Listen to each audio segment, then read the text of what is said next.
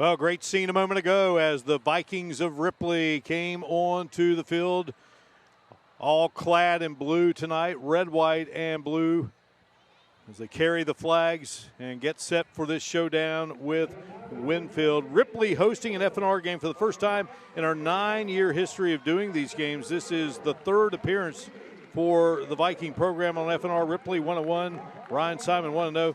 This will be the 5th time for Winfield on FNR. All have been on the road. Winfield 3-1. Eddie Smolder is 3-0. Steve Young is our referee. Let's head down to the field. All right, I'm Steve, Joe. It's past the halfway point. You guys should know what's going on right now, all right? We'll look to you guys to take control. If we have any issues, we'll talk to you guys first. If not, we'll communicate it over to the coaches and we'll relay it from there. Yes, sir. Any questions? No, sir. You're the home team, you're blue. Visiting team, white. You're going to call it. That's a quarter, that's tails. That's tails, that's heads. Heads, tails. What's your call? Heads. What do you call? Heads is the call. Heads is the call. I'm going to let it hit the ground. It is heads. You have won the toss. What would you like to do? We want the ball, sir. You want to receive. Which way do you want to kick? You want to kick that way? Put your backs to this side. Put your backs over here. Winfield has won the toss and is elected to receive.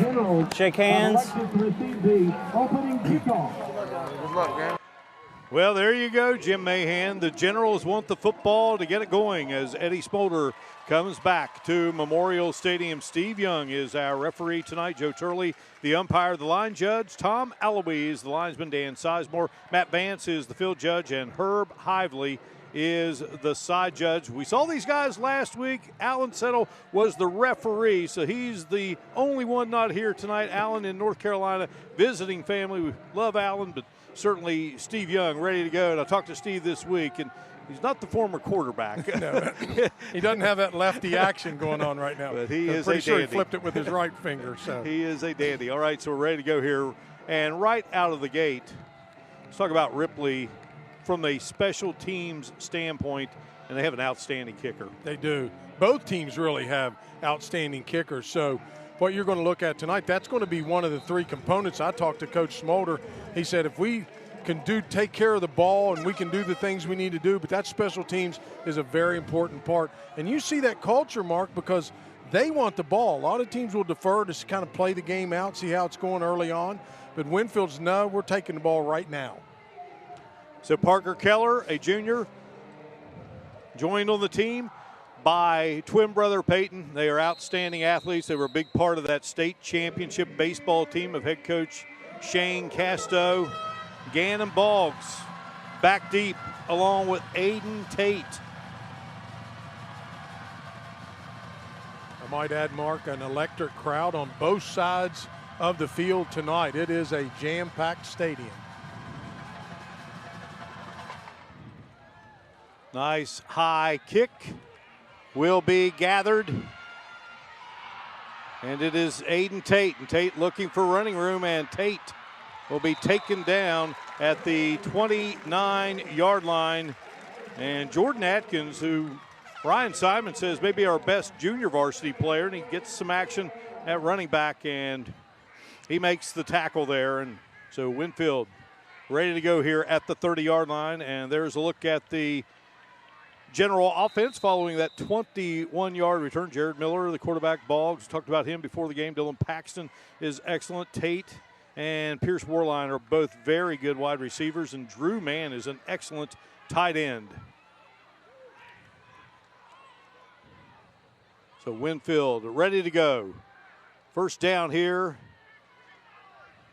in this 18th meeting all time, and Miller, he's going to keep the football, and Miller takes off with it and will be caught from behind.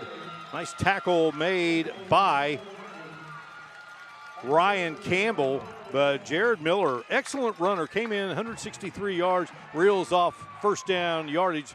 Our first down is being sponsored here in the first quarter by Bridge Valley. Yeah, they had some initial contact right there just past the line of scrimmage, Mark, but he's got some strength. It's really hard to get him down.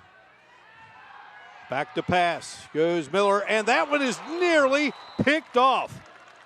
Caleb Parsons just about had himself an interception. So it brings up a second down. Check out that Viking defense. Gavin Hammond, Carter Neal, Ryan Burdett up front. Cody Lawrence outstanding on the offensive side, but certainly on the defense side as well. You got Campbell, you got Parsons. Pretty good secondary. You see the one kid, a helmet above everybody else, Mark Carter Neal. He's just a specimen out there. An excellent wrestler as well, and just a good athlete.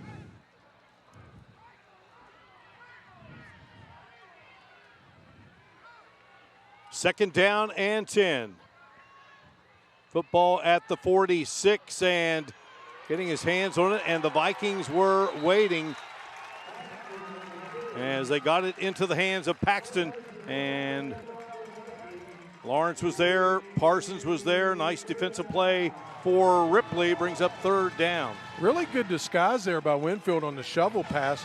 Pretty nice, but Ripley read it all along and had their eyes on the ball, which is very important. You see that, had a couple guys get a hand on a jersey and then 2 or 3 on the gang tackle, able to bring him down.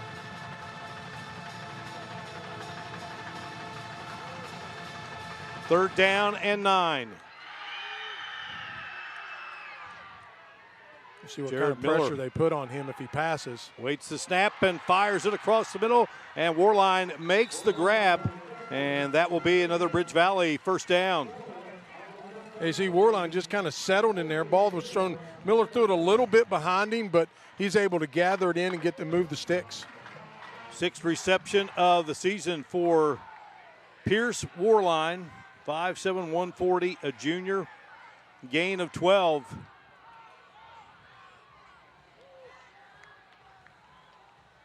Handed off, and here is Boggs, and Boggs will be wrapped up. Good job by the Viking defensive front, Ryan Burdett.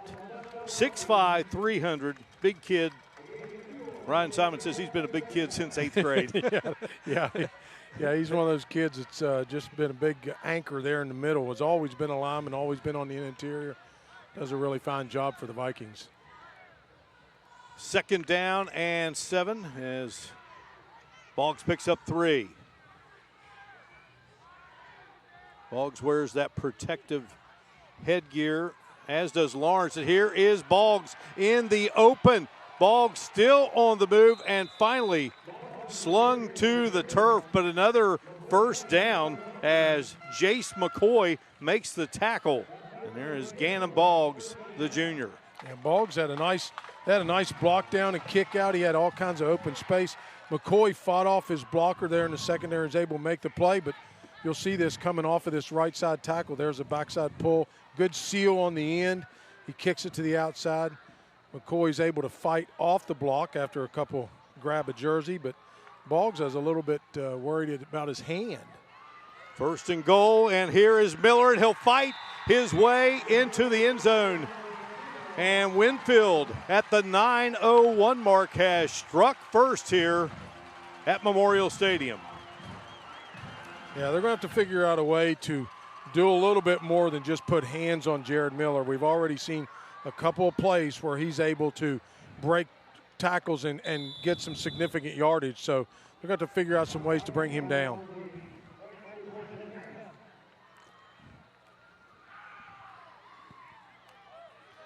Kick is up, and the kick is good by Jackson Alexander.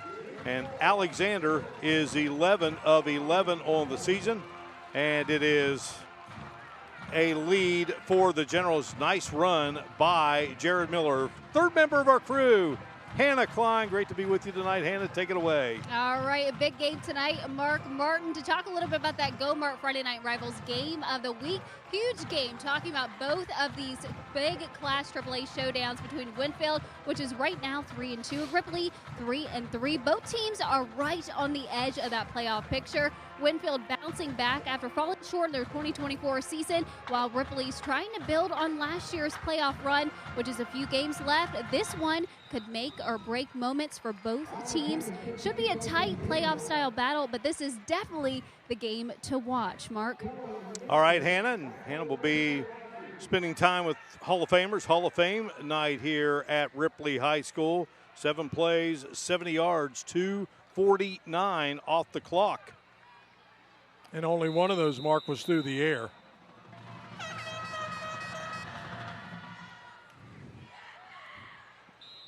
And a big-time kick there by Alexander. And so now Ripley will get a taste of offense for the first time here tonight. Yeah, Mark, we mentioned earlier about Alexander and Keller, two great kickers that can actually be a weapon. You see what kind of strength Alexander has, booting that in about 3 yards deep in the end zone. All right, so the Vikings go to work here. Jackson Morey's having an outstanding season. Cody Lawrence has been brilliant. Parker Keller and some good wideouts and a solid offensive front, and give the football to Lawrence, and Lawrence will take it up to the 24-yard line. Going to be tackled there by Carson Samples. Yeah, Mark, you don't want to, Lawrence getting that second tier. He gets in there with those secondary guys. This guy's a 200-pound running back with a lot of speed. I don't think they want to see him coming at him. Ripley likes to move fast, and a bad snap, and Moore just going to have to go back and pounce on it. They had a decent beginning, and then just a snap that Moore was unable to handle. Moore, a junior, has just improved greatly. Didn't really get much of an opportunity last year. Had to play in the playoff game following an injury. Yeah, it was a high snap. I mean, came back pretty quick with some speed on it. Keller in motion. Moore looks, fires, and the catch is made. Kyler Fisher with room to run. Fisher makes the move, and the ball comes out. Ball is out. And let's see Generals football.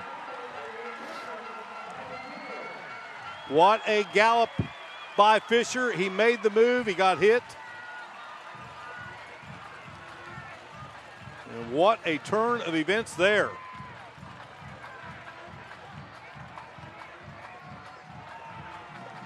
That throw by Jackson Moore was dime on. I mean, he had nothing but pay dirt from that point on. Had a little bit of an angle.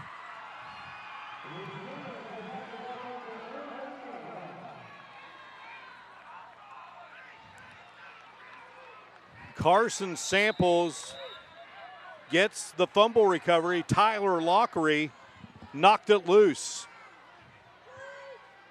88-yard pickup will be credited to Moore, but the Generals have the football.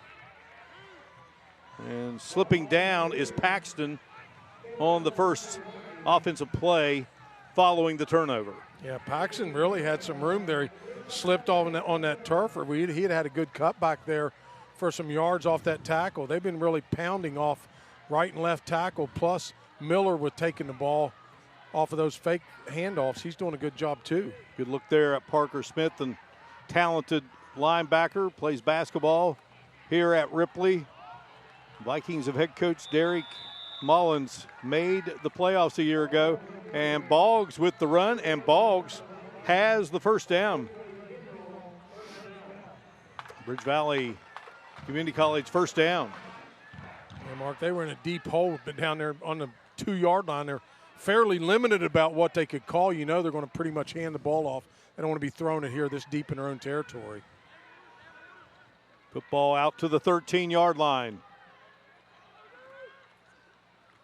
Here's Boggs, and Boggs will be caught from behind. And the players that we highlighted prior to the game, one tackles the other. Lawrence takes down Boggs. Yeah, Lawrence did a little bit of a cowboy ride there on Boggs, but saying game down, but he got 5 yards on that first down pickup, so that's good positive yardage for Coach Smolder and his crew. Winfield opened with a 55-8 win over Lincoln County, lost to Herbert Hoover 35-0, defeated South Charleston 42-6, shut out McGoffin County, Kentucky 43-0, lost last week to a very good Princeton team 59-21. Miller looking to throw, fires, got his man, catch made. Warline hauls it in. A huge pass chunk there for the Generals. Yeah, this kid's got speed. He's a junior, plus Coach Smolder said he's one of the best route runners he's had. We saw him in warm-ups. He's just very technical about what he does. Miller there just launches one. Worland downfield and able to look back over his shoulder and make a nice catch. 47-yard pickup.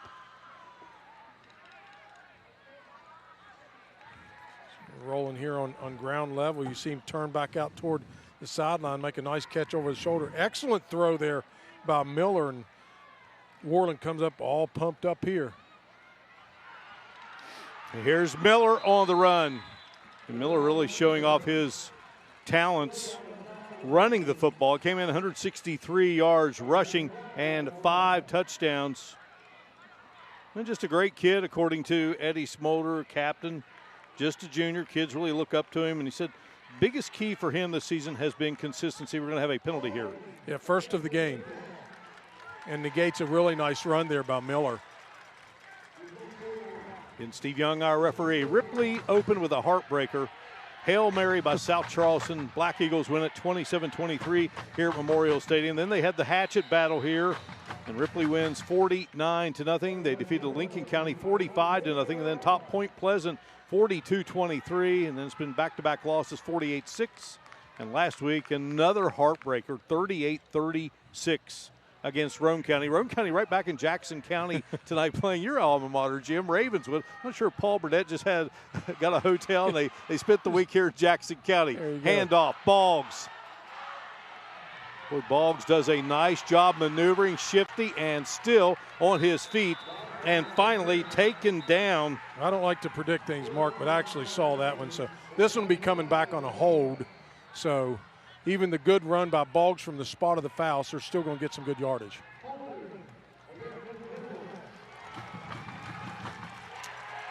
Kyler Fisher made the stop. Another look here, Jim. See, Boggs bounces it to the outside. He follows his blocks well. You'll see that extra tug there by Aiden Tate, the junior. Cost him a good positive gain. Still excellent field position for the Generals considering where they started. Of course, they've had back-to-back holds, and they're still on the Ripley side of the 50, so they're in positive yardage. They prevented a Viking touchdown, got the turnover, and then they have dug themselves out of a hole, but they've gone back a couple of times. Handed off again to Boggs, and he'll grind for a few. Wrapped up nicely there by Ripley's Cameron Good. Yeah, Mark, you have Ripley's defense. You know, they only took 7 plays, but they had the ball for almost nearly 3 minutes, Winfield did, on that first touchdown drive. Here they are again, starting from their 2, now down to Ripley's 30-yard line. I mean, that defense has been on the field quite a bit. Second down and 6. Jared Miller looks over at his coaching staff. Plenty of time on that play clock. They can see it right in front of them, Mark. Give it to Boggs. Boggs with a nice cut. And Boggs will be wrapped up from behind by Carter Neal. What a story Carter Neal is. Getting a lot of looks as a long snapper. Boy, he has just continued to grow and grow and grow. He is 6'6", 245, a senior. It's a Bridge Valley first down. Gannon Boggs. He'll find his way onto some college team, Mark. They'll put him in that weight room, and he'll come out about 280. Winfield has 6 first downs. So a new look here for the Generals in the backfield. And continuing to grind it out there is Clayton Kramer. Kramer just refusing to go down, Mark. He was in the grasp there of Ryan Burdett. Burdett unable to actually secure him, and yet another flag, and this one again appears to be against the Generals. Shooting themselves in the foot here on this drive. Eddie Smolder said they would, come out in a lot of different formations, and he's pleading his case across the way. I think he's going to be successful, but one of the things both coaches talked to me about was, ball control, having possession of the ball, not having any turnovers. Unfortunately, Ripley had the first turnover of the game with that fumble He's getting ready to go into the end zone. Football resting at the 30. First down and 15. Kramer stays in there. Here's the handoff, and it's Boggs. Boggs shifty. Boggs finding room. Gannon Boggs heading to the pylon. Did he get in? And it is a Winfield touchdown.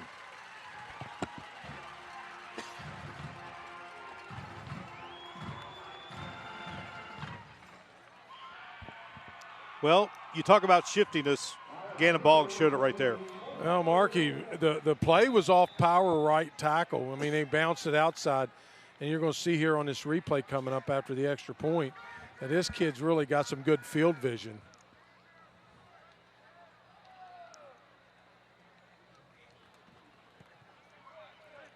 Alexander drills it. Another look.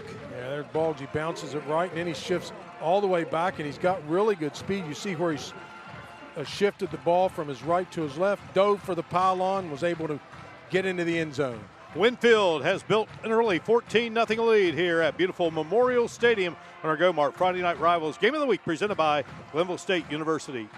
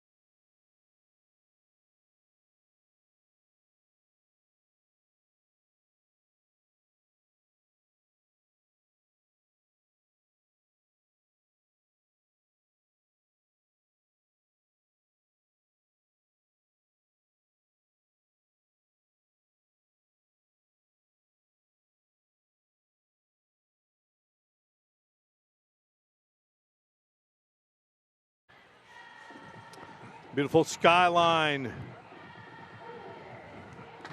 here in Ripley, Jackson County.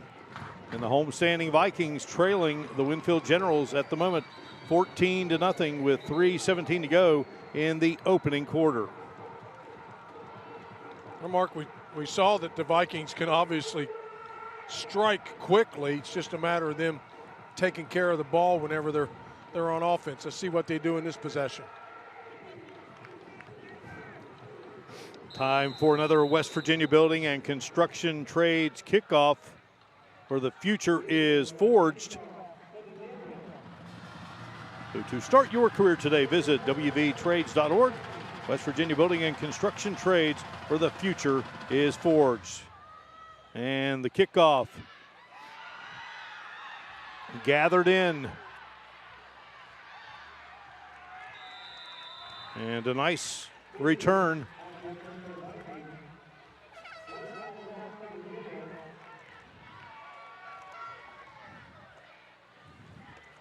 And let's head down to Hannah Klein with one of our Hall of Famers here tonight at Ripley High. All right, Mark, I think you're a little familiar with this one. I got another Martin right next to me. So good to see you. Now, I was reading this off. This is Jake.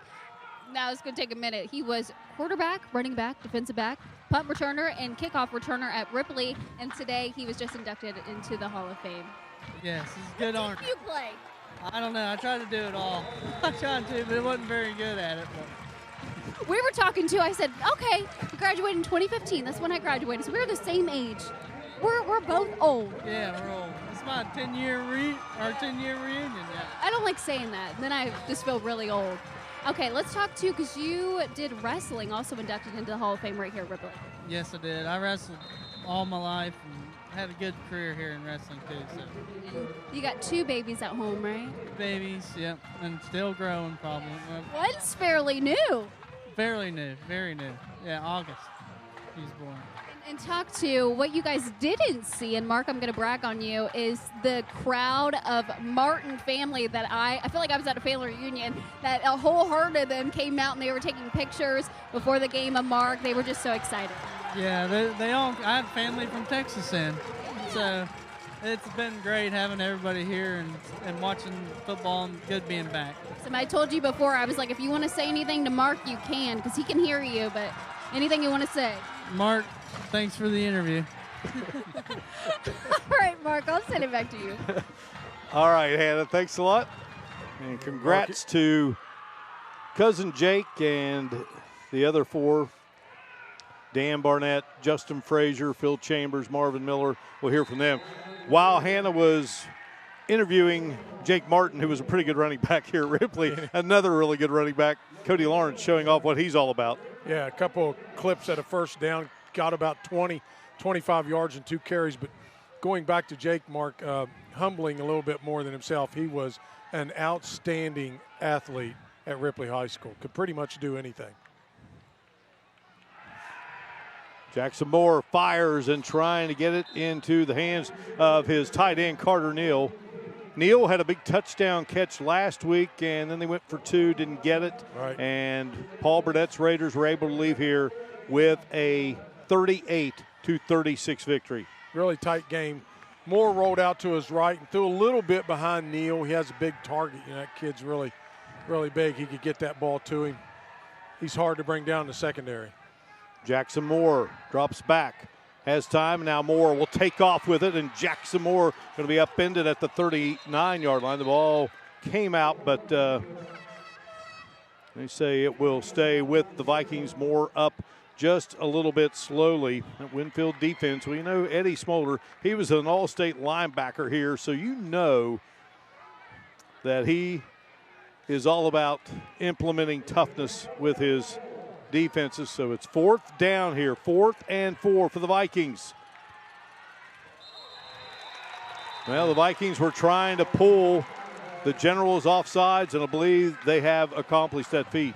Yeah, hard count there by Jackson Moore's crew. Give a hats off to those front 5, Mark. Disciplined enough to stay down in their stance and not flinch on that one. A penalty via a first down via penalty. 4-man front, 4 linebackers, and 3 defensive backs. So a fresh set of downs for the Vikings. Keller in motion. Orbits back around, and now he will get the call. Finds a little bit of a crease there before being taken down.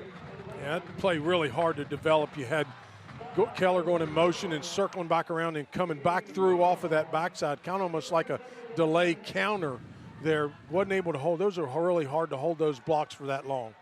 2nd down and 9. He picks up 1. Carson Samples made the stop. Undersized junior, and Eddie Smolder says just tough as nails. Here's Lawrence. Now Lawrence will give it to Keller. Keller looks for room, and then he will be knocked out of bounds. Good job by Winfield. Not allowing Keller, who is just a jack of all trades for Ripley. Aiden Tate took him out, but he just does it all for the Vikings. A nice job staying at home, especially on the backside from those backside corners. Keller goes in motion. Here's Jackson Moore in trouble, and he's going to be wrapped up, slowed down by several white jerseys.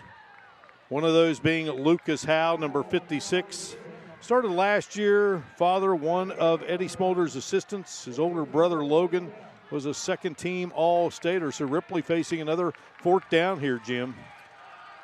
Yeah, last one they got via the penalty, so I don't know whether they'll do a hard count again, but it looked like there was a little confusion on that last play between Moore and Lawrence. I don't know whether he was supposed to get the handoff and it got missed or what happened. So I think that Ryan Simon's going to let the quarter run out.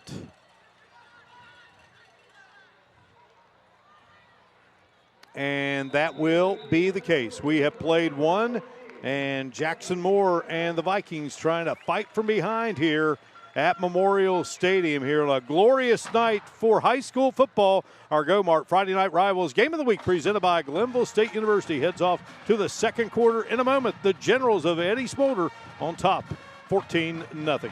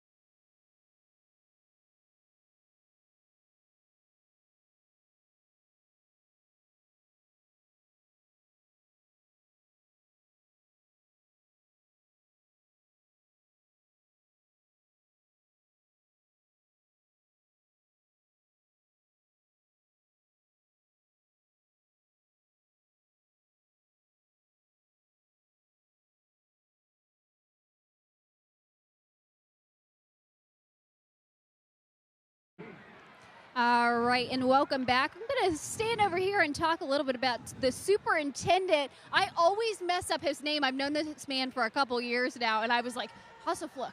Did I get it right? I was so nervous. I kept practicing it over and over again. I'm so excited. Always fun whenever we come out here to interview you guys. Oh, most certainly. This is a great facility. It's a great community. We just love you guys being here. Talk about this game, because there was a lot of tension, a lot of rivalry going into tonight's game. I don't know about a lot of tension. I used to play football with Coach Smolder at Ripley and at Marshall, and Coach Pinkerton and Coach Massey over there, so I know a lot of them. So. And it's great, too. I love that it's the Hall of Fame night. I love seeing, a lot of the people that are coming back with those memories that they've shared right here on this field or the other field as well. Talk about that experience. Yeah, and being a part of the Hall of Fame in Ripley is it's special. It's a special place. It's this is a community-driven school, and this community we're so blessed to be part of this. Absolutely. All right, well, I'm going to go ahead and shoot it back to Mark. I appreciate you always. Absolutely. Mark? All right. Thank you so much, Hannah. Well, Will Hasselfluke in his day, Jim, not a bad player. He was an all-stater. He was an outstanding baseball player, an all-stater. As we look at Cody Lawrence, who's having an all-state-like season, and he gets an all-important first down for Ripley. Our first downs here in the second quarter being sponsored by the Clay Center. Vikings moving fast. Moore awaits the snap. Lawrence will get the call, and Lawrence will be taken down. Ripley's center is Jackson Stover. You see a little bit of his strength, Mark. You see Lawrence was caught back there probably at the initial line of scrimmage. Kind of strength he has, especially leg strength. He got 4 out of 0. His dad, Mike, was an outstanding athlete here at Ripley, an all-state baseball player as well. We'll get back to Will Hasselfluke in a moment. Got more to talk about his outstanding career. The snap, Lawrence gets the handoff, and, well, they slowed him up momentarily, and Lawrence just keeps grinding, and we'll get it to the 6-yard line. Some first quarter numbers real quick. Of course, obviously, Ripley on the drive here, but Winfield had 134 yards rushing, Jim. They completed 3 of 4 passes. They were penalized 4 times for 30 yards. Had the football 7 minutes and 25 seconds. Great numbers as always from our Robert Stegall. Vikings on the move here. You saw that yards after contact called yak, but Lawrence is really, really good at that, Mark. He had put his hand down on the turf, but wasn't taken down. Got an extra 4 or 5 yards. Moore under center. We'll hand it to Lawrence, and Lawrence drilled there by Clayton Kramer. Want to be one of those left foot, right foot spots, Mark. He's really close to the yardage to gain to get the first down. We'll see. It looks like they're going to measure. Clayton Kramer, 50 tackles coming in. Vikings will come over and chat it up. Robert Stegall seems to think they don't have it. Well, I have yet to start questioning him. I already lost $5 to him last week. So. You know this is a family show, Jim. I forgot. You and Robert. It was a friendly wager. Friendly wager. Yep. They are shy of that first down. Well, I guess what he was looking at was like he just used one hand. Usually officials will show 2 hands, but this must be really, really close. I don't know if they're going to get a credit card out or not and kind of look down through there past that chain. Now 4th down for the Vikings. Jackson Moore trots back onto the field for second-year head coach Ryan Simon. Yeah, the way Winfield's moving the ball, Mark, 3's really not going to do them any good. They really need to put this in the end zone. Actually need a first down. And Moore will keep it, and Moore, I believe he's going to get the forward progress, and he will have the first down. Our first downs here in this second quarter brought to you by the Clay Center, inspiring creativity, learning, and fun for the whole family. Visit the Clay Center for unforgettable art, science, and music experiences right here in Charleston, West Virginia. Now, Mark, one of the things that people might ask, why would the quarterback, who really doesn't have a lot of momentum when he takes the snap, but then he also doesn't have to hand the ball off and worry about a fumble exchange? Hand it off. Keller finds the seam, and Keller is into the end zone. Parker Keller with his second touchdown of the season, and Ripley has dented the scoreboard here in this second quarter early on. And now he's going to kick or attempt to kick the extra point. He'll run it in, and then he'll kick it in through the goal post. An extremely reliable kicker, Mark. Very good kicker. Peyton Keller, his twin brother, is the holder. Carter Neal is the long snapper, and the kick is up, and he delivers it. Didn't quite get it over to 3rd Avenue, but came close. He was trying. Have a flag here on the play.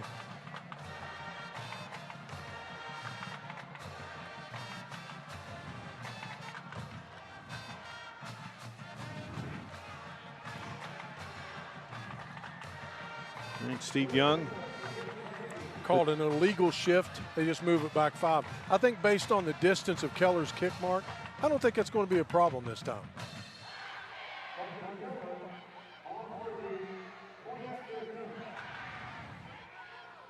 I don't want to bring back glory days, but they had a holding. I was a kicker in high school.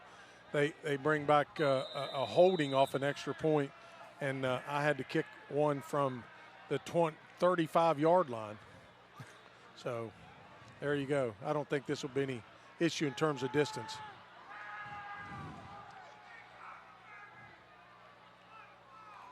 Peyton Neal puts it down. Carter Neal to Peyton Keller. Parker Keller drills it through. Another look at Keller's touchdown. Bouncing off the left side. Good, really strong run by him, finding the end zone. All right, and there you see Keller and Hannah Klein with our T-shirt gun. And got a good look at the crowd. West Virginia Federal Credit Union, our T-shirt gun sponsor. Experience the credit union difference with the West Virginia Federal Credit Union. We had a pretty good shot of the home crowd here, Jim. It is spectacular, as always. Winfield bringing in an outstanding crowd as well here tonight. So the Vikings are on the board. I'm not sure that it's really Hannah on the shooting as it is. I think the way the shirts are packed, Mark, they keep coming unfurled there when they come off of the gun. 15 plays, 72 yards, 5:41 off the clock. So Keller will now kick off. Parker Keller.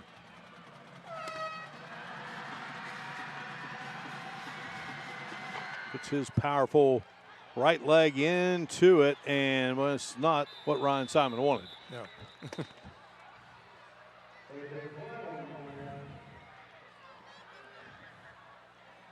That one would be an out of bounds, and we'll set them up. Should set them up at the 35-yard line, I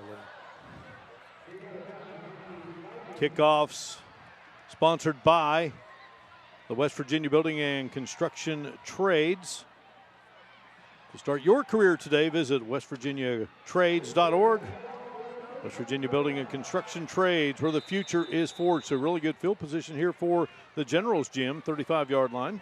Well, they've had no trouble moving the ball. I mean, he started on the 1 and went 99 yards. You can't really have any longer drive than that. Ripley's going to have to see if they can get a stop and force a punt. Vikings fighting back in, and now here is Jared Miller, and Miller's got room. And boy, I tell you what, these Generals, Miller and Boggs especially, they have zigzagged their way through traffic and got big chunks of yardage. Yeah, that was a really nice run there by Jared Miller. Reading the defense well. Part of it was a little bit over pursuit by the Vikings. But most of it was his running. 25-yard pickup. I was determined to interrupt you. You're fine, brother. It's okay. Jan Deals is proud to sponsor the streaming of tonight's F&R game on Facebook and YouTube. Injured in a car wreck, call Jan Deals, attorneys at law. We're 7 games in. I think it's the first time we've done that. All right, Miller back to pass. Miller going to take off with it again, and Miller has yet another first down. First down sponsored here in the second quarter by the Clay Center. Journeys to the 25-yard line. Jace McCoy with the securing the tackle on Miller, but Miller is just chunking yardage, Mark, like you said earlier. And he got 15 or 20 there, but another 15 or 20. So, officially a 15-yard pickup. To the football at the 25. Miller, 5 carries, 79 yards.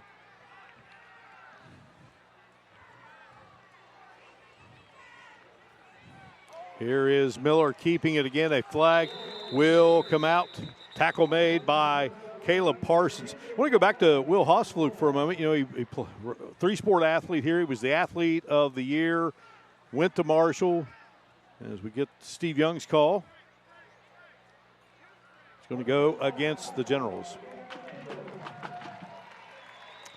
So take it back, and then after his Marshall days with the great Bob Pruitt, comes back home to Jackson County and was a teacher and a coach, and then moved into administration, was the principal here at Ripley, and is now the superintendent of schools, was the superintendent of schools for Wood County before coming back home. And speaking of back home, we'll be back in a moment as Ripley and Winfield are in a timeout here from beautiful Memorial Stadium. 7-point advantage, Generals here tonight.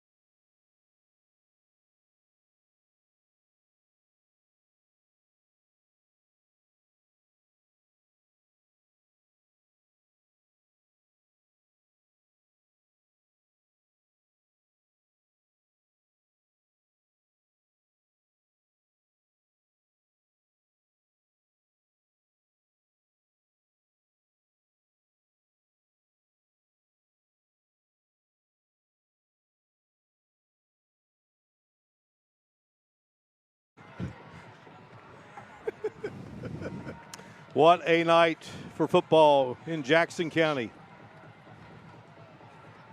Ripley, the county seat of Jackson County. And we are at historic Memorial Field. The home side concrete bleachers erected in 1969, and the Class AAA state championship is played that year between Charleston High and Buchanan. Charleston High won 6-0. Legend Frank Vincent. That was the second of 3 consecutive state championships for the old Charleston High Mountain Lions, now part of Capital. We'll get into some of the other games along the way. In fact, it was the first school in state history to win 3 in a row. All right, 1st and 25, football at the 40 as we come out of the timeout here. Winfield with the 14-7 lead. Miller looking to throw. Sets up, unleashes, and the catch is made.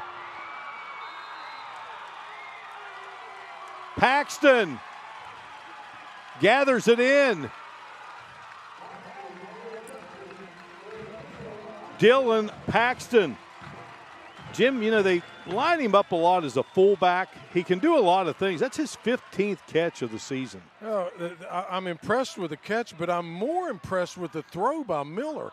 Double coverage there on the right side, rolling out with a little bit of pressure from Carter Neal, and he throws a dime in there. All right, so kick is up, and the kick is good by Jackson Alexander, and Winfield has gone back in front by 14. What a heave, what concentration. Vikings were there, had 2 guys. Had 2 guys all over him, but Dylan Paxton, you're talking about concentration, doing exactly what a receiver should do. Keep his eyes on the ball, catch the ball with your hands. Celebration is on.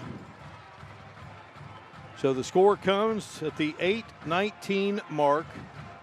3 plays, 65 yards, just 1:17 off the clock.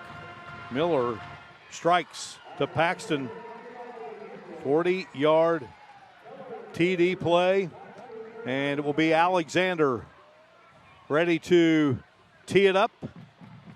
A little bit out of character here for the Generals, Mark. They've been grinding it on the ground pretty much the first 2 drives. This one they drop a bomb from 40 out.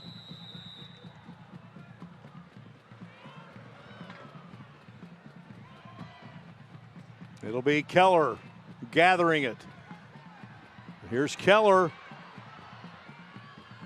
Takes it to the 25-yard line before the Generals come up with the stop on our kickoff. And again, look at the scoring summary. And it was 3 plays, 65 yards, 1:17 off the clock. The West Virginia Governor's Highway Safety Program. Just like every play counts on the field, every decision counts behind the wheel. Put the phone down and keep your eyes on the road. Don't drive distracted. Put it down and save a life.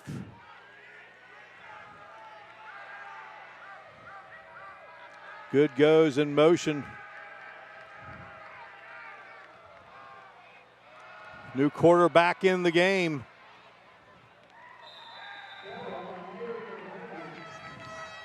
So it's Parker Keller gathering it in for Ripley, and we take it away to Hannah Klein with yet another one of our Hall of Famers. Hannah? All right, Mark, we're having a great time. This is Phil Chambers, and I'm pretty sure, let's see, 1979 Ripley High School graduate. Do we know somebody that's also 1979 Ripley High School graduate? I think I do. He's kind of hovering over. He's hovering over us. Maybe Mark Martin? So you two played together on this field. That's right. We played here a lot of games, a lot of Friday nights. Yeah. And then you, earlier today, I know a lot of us weren't able to see it, but you were inducted into the Hall of Fame right here. How cool is that? I mean, you know, it's a huge honor, really. This is what Friday nights are like in Ripley, right? I haven't been back in a long time, so it brings back a ton of memories. And, you know, football is just a way of life on Friday nights, right? So it means a lot to me. I really appreciate it. It's a huge honor, too. You're inducted in. I don't know if my cameraman can tilt it over. You're inducted in with your brother. So you'll be sharing that spotlight with him. I said, I like this guy. He's got a Blue Jacket sweater on. I like that. Go Blue Jackets, yeah. So this is your brother right here. How cool is it, though? Probably such an honor to be back here. I know I've never been to Ripley High. Usually when Friday Night Rivals happens, it's away for Ripley. Right. Well, look, I mean, I got the call. I was very shocked, to be able to, just have this honor. And again, he's my older brother, right? And to be able to follow in those footsteps, I take a lot of pride. But before we leave, I have to know, so you knew Mark way back when. I got to know, do you have any crazy stories or anything about Mark that maybe some of us don't know? I have several I can't tell you. Mark! No, Mark has been Mark since he was, this old, right? So I can remember in grade school, he always had a passion for doing exactly what he's doing now. And he used to put on those skits in elementary school. We were always his sideline reporter, and he was on the desk. Yeah, he's a great guy. It's good to see him again. So thank you so much. I appreciate you, Mark. I'll send it back. I'm going to get some more out of other people I interview. All right. Thanks a lot, Hannah, and congrats again to Phil. Just a wonderful guy, Jim. You battled us, and I'm sure you tackled Phil a few times because Frank Marino knew what a great athlete he was. He was a defensive end as a junior, and then they moved him to fullback and defensive end as a senior, and he was excellent. He was rugged and had a good career there at Fairmont. Had a really good career going, and unfortunately, knee injury derailed it. But has been very successful living in Charlotte. Now the Vikings going back. Jackson Moore back in. They had Peyton Keller in there for a while, and here's Parker Keller on the grab, and then he's taken down. Aiden Tate going to make the stop there for the Generals. And, he's sitting there by his brother, Jay. Jay was a great athlete here at Ripley. Jay Chambers was the second athlete of the year in Ripley High history. So they started it in 1969. The great Terry Landis was the first. Jay Chambers was the second. That's a pretty good resume to start out with, those two guys, for sure. 3rd down and 12. Football at the 43-yard line. Moore. Pressure comes. Moore fires in the direction of Carter Neal, and it's going to fall incomplete, and Tate was right there. And that's going to bring up 4th down, and in all likelihood, the Vikings going to have to drop back, and that will be Keller. And Tate will be on the receiving end. First punt of the game. Yeah, Mark Moore got some pressure there on that corner blitz. Had to get rid of it a little sooner than he wanted to. Keller bangs it. Tate had it. They called for the fair catch and dropped it, but able to retrieve it. And Phil Chambers, he was an excellent punter at Fairmont. Got some punting time there. They had a great punter, Mark Waslow, and Phil just kept battling. He got some kicks along the way, had a 47-yarder. His brother, Jay, great story here. In 1973, Glenville came here to play an NAIA national semifinal game against Carthage, Wisconsin, and they won the game 14-7.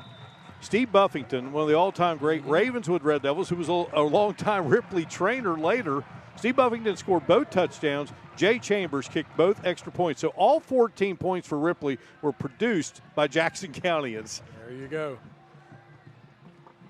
Handed off, and finding the opening, crashing hard, is Kramer. I mean, just shot out of a cannon there. Yeah, Mark, we talked about those first quarter stats with Winfield having 134 yards on the ground. They have not slowed down one single bit. Got 20 on that one. Gain of 20 on the play. Football at the 45-yard line. Generals trying to add to this 14-point lead. Winfield just gashing at the moment. Boggs gets the call. Yeah, when Mark, we talked about earlier, Ripley's defense has been on that field quite a bit in this first half, and I don't care what kind of shape you're in. When you're playing a game and you're going to be out there on that field without getting too many breaks, you start getting a little bit gassed. Carter Neal in on the stop. Steven Sutler. Winfield is picking up 12 yards each time they carry the football, and another hard run here. Kramer on the call. Kramer gets hit initially at the line of scrimmage, Mark, and is able to get 5 or 6 more yards and get a first down. Cooper Merritt made the stop. There's Eddie Smolder fired up, former Viking great. And let's talk about these respective coaches here tonight who just have so much admiration for each other. Ryan Simon was an assistant coach to Eddie Smolder. And of course, after Eddie's great career here at Ripley, where he was an all-stater, and he also played basketball, he moved on and played at Marshall University and then got into the coaching ranks. And he's been the head coach now at 3 different schools. He was at Sissonville, had the Indians in the playoffs. He was here at Ripley, had the Vikings in the playoffs, and he is now the head coach of the Generals. His wife, Brooke, is a graduate of Winfield High School. Her grandfather, the late, great Leon McCoy. And Ryan Simon, in his second year at the helm, a season ago, led the Vikings into the playoffs. Ryan, very popular with the young men here at Ripley High School. They got big numbers out, and you know, it's always nice. You get off to a great start when you can get your first team into the playoffs. Won 7 games last year. I remember another coach, the late great Frank Marino, won 7 games his first year. Generals with the ball out of the timeout. Football is at the 44. Tight formation, Mark. It really no mystery what the Generals are going to do here. Another nice hole there. Helmet comes off. I thought it came off. Look, it shot off there, but it's that extra coating on the helmet. Boggs on the carry. Yeah, if the Viking defense can stiffen here or somehow force a turnover, of course, they will be getting the ball when we start the third quarter because Winfield won the coin toss and elected to receive the ball. And Ronnie Mullins, the defensive coordinator, and his crew trying to come up with something to get a stop here. Well, they had the runner, and just bouncing off defenders is Kramer. A nice job by Kramer.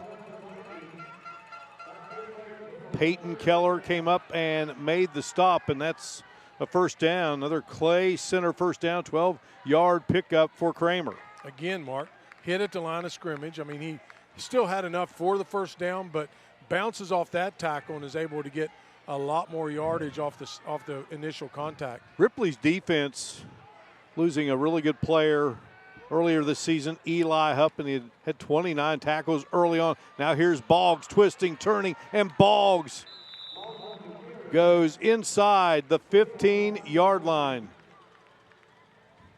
Excellent. Get ground level here. And Boggs is a very hard runner. He's shifty, but he also runs with some power at times too. So, you know, if you try to settle in on him, he can run over you. Chase Rhodes made the stop for the Vikings. 12-yard gain, another first down. Clay Center first down here in the second quarter, and the Generals on the move, and nice tackle from behind there as they get Boggs down. Caleb Parsons. Well, a flag comes out here. And Parsons on the backside. That was a weak side blitz there, and Parsons came through unscathed, was able to track Boggs down. We'll see what the flag is.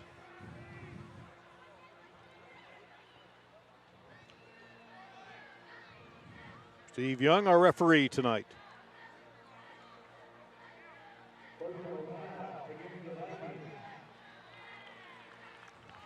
Now personal foul goes against Ripley, so a second down. So it's after the play, so the down counts. But Winfield on the move here, leading it 21-7. Kramer and Boggs will line up behind Miller. Winfield with the tight formation. Boggs gets the handoff, and Boggs zeroes his way into the end zone. And the Generals build on their lead here before this half comes to a close. We've got to give hats off to those guys up front, Mark. They've really been pushing the line of scrimmage there and able to get that initial surge. You got Oliver, the junior, Cruz, the juniors, Swinney, a senior, O'Callahan, he's a senior, and Riggs is a senior. Those 5 guys up front been doing an outstanding job. And now they're going to fake it. Miller fires, and a catch will be made by Drew Mann. The tight end, Drew Mann, makes the catch, the 6'2", 200-pound senior, and that makes it a 29-7 lead. Look there at the Boggs touchdown.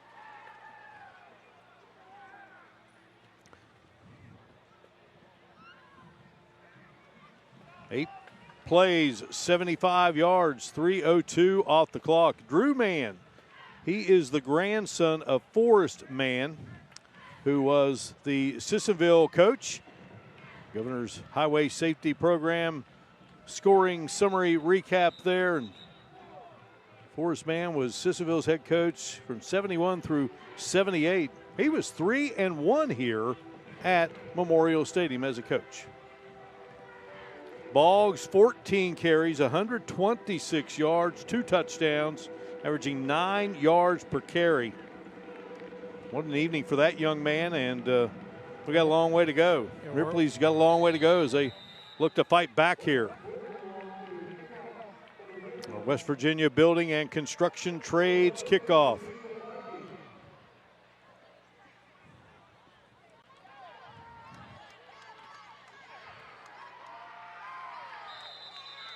The Vikings should have the ball at around the 31 as Keller scooped it up. I want to go back there just for a moment. Jim, we were talking about that NAIA playoff game. Buffington scoring the 2 touchdowns, Chamber kicking the 2 extra points. Steve Buffington, rightfully so, he's in Ravenswood's Football Hall of Fame.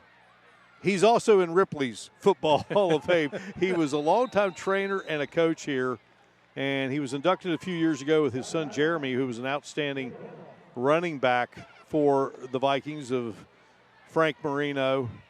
And I can still see Steve on the far side of the field, end zone to our left, taking it in to seal the deal, and Ravenswood defeated Ripley by a final count of 18-7 to bring the hatchet back to Ravenswood, and that started an 8-season run of victories for Red Devil football in the big series. There's a look at our vantage point here tonight. Great crowd on hand here at Memorial Stadium. So I told Steve when he got inducted, I said, did you ever think that when you were scoring a winning touchdown against Ripley that you would one day be going into their Hall of Fame? Oh, my goodness. That was no. 2 high schools here in Jackson County, and tell you what, that's been a great rivalry down through the years, and we've had a chance to do that hatchet game a year ago. All right, so the Vikings got a lot of work to do here in Lawrence with the football. And well, part of the problem for Ripley right now, Jim, is the simple fact they haven't had the ball. No, they've really not possessed the ball. They've not ran very many plays at all this first half, and they had that explosive throw in the second play of the game and ended up resulting in no points for the Vikings.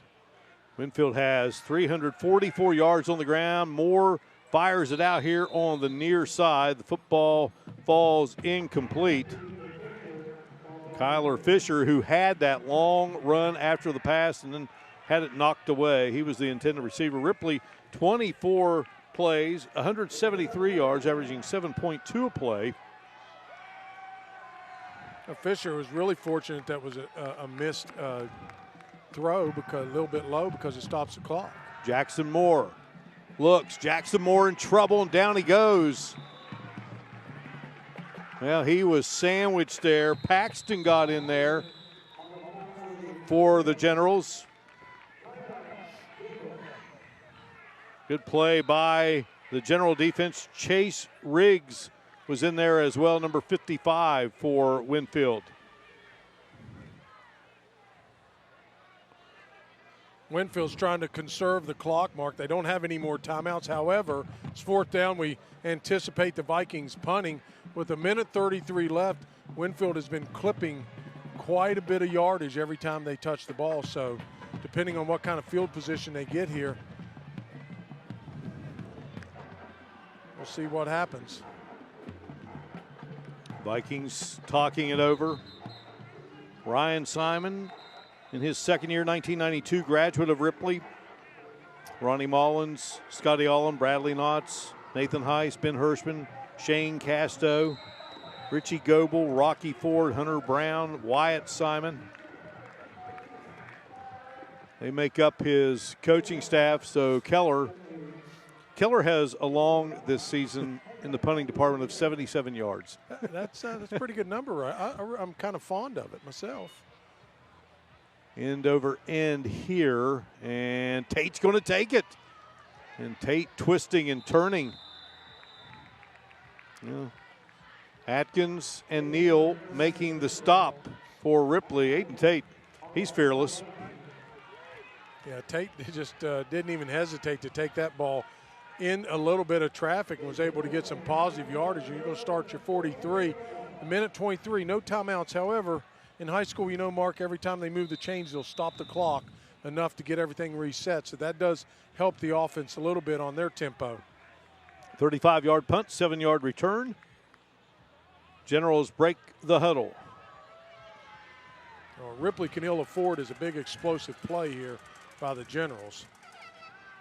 Miller rolls, being chased. Miller launches, and the catch is made. Boy, Tate rolls. Miller rolled, Tate catches, and Peyton Keller comes up and makes the stop. And short of the first down, about a 9-yard pickup there. Second down here, clock under a minute to go in this first half.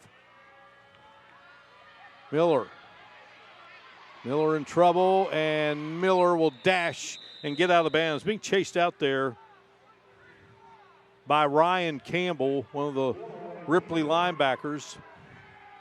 Yeah, pretty good pressure there by the Ripley defense. I look in that secondary mark and only saw 2 receivers out in their pass routes for the Generals. Not a whole lot of options there for Miller. Smart move of him and just stepping out of bounds, making it 3rd and very short.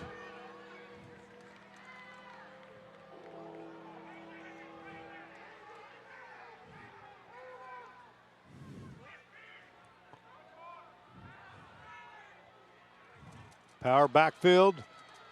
Handed off here on the near side, and a good job by the Ripley defense. Gavin Hammond will make the stop there for Ripley. And on the carry was Levi Crego. Crego getting his first carry of the ball game. Mark, if my memory serves me, that might be the first tackle for loss that Ripley has had this game.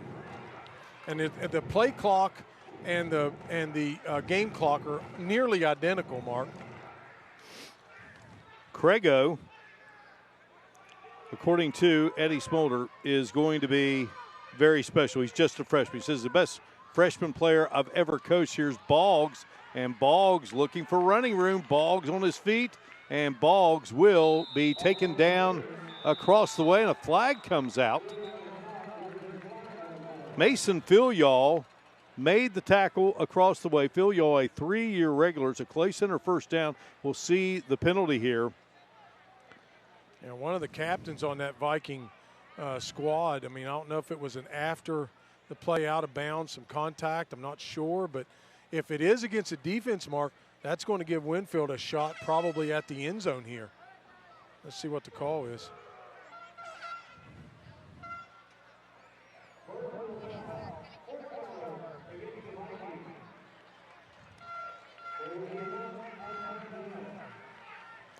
look here. And Boggs swinging it to the outside, and there's Filial making the stop. Filial's dad, Brian, was on the undefeated 1989 Viking team. Well, let's see what the Generals are thinking here. I kind of see, Mark, we didn't get to see that horse collar because we didn't have the right angle, but, Ron Simon here calls a timeout. I mean, this is an untimed down. Right. So he's at the 20. He could throw it. We've seen what he's been able to do on the run when he rolls out. They can also do something on the ground because they've been very successful there as well. So they got a lot of options here for this untimed down. They got an excellent kicker in Jackson Alexander. Actually, they have two very good kickers. Braden Whistler, who has been kicking off. He's 8 of 8 on extra points coming into the game. And Alexander has been perfect on extra points so far. They went for 2 on that last one. Just found Drew Mann. Pass from Miller. And Vikings could ill afford to give up any more points, knowing they are going to get the ball to start the third quarter. Well, they are going to attempt the field goal here, and that will be placed down at the 27, so it's a 37-yard attempt. Alexander the kicker, Miller the holder. Lucas Howe is the long snapper. Good snap, good hold, and the kick is good. 37-yard kick by Jackson Alexander, a goalie on the soccer team, and he nails it. And Winfield takes a 32-7 lead into the locker room at halftime here. Hall of Fame night in Ripley, and Hall of Famer Eddie Smolder, a Ripley grad, and his Generals with the advantage at the moment over the Vikings of Ripley.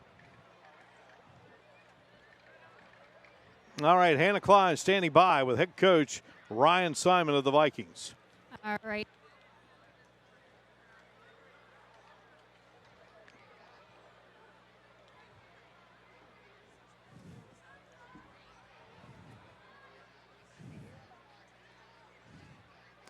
All right, we're having trouble with Hannah's mic. We appreciate Coach Simon taking time out. Beautiful night here in Ripley. The Vikings trail the Generals of Winfield 32-7 as we get set now for our Huntington Mall halftime report. Winfield has the advantage over the Vikings at the break. Hey everybody, Road Trip and Terry Burhans. We're at the West Virginia Federal Credit Union in South Charleston, and I'm with Mick Arvon. He's the CEO here, and Linda Duncan. You're the one that answers all the questions. Thank you for helping us with Friday Night Rivals. What does it make you feel like when you know you're helping the community and helping out sport like this? It's always great to help others. Yeah.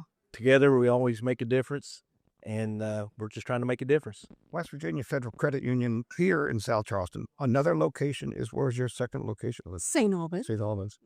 You guys have decided to be part of our sponsorship here for this football game. Did you have experience, either of you, with sports? Did you play ball when you were in school? I did. Nice. Yep. Were you a cheerleader? Long time ago. I wasn't a cheerleader, but I played tennis. Oh, good for you. Got some good, strong forearms, I bet you still. Yes. This is something that helps our Friday Night Rivals, and you guys are helping out so much. It's a wonderful thing to be a partner with you and so many of our folks. You can see them on the T-shirts. I think we're going to be doing some T-shirts with you guys. Yes. Nice. So this is a community event. You guys help a lot.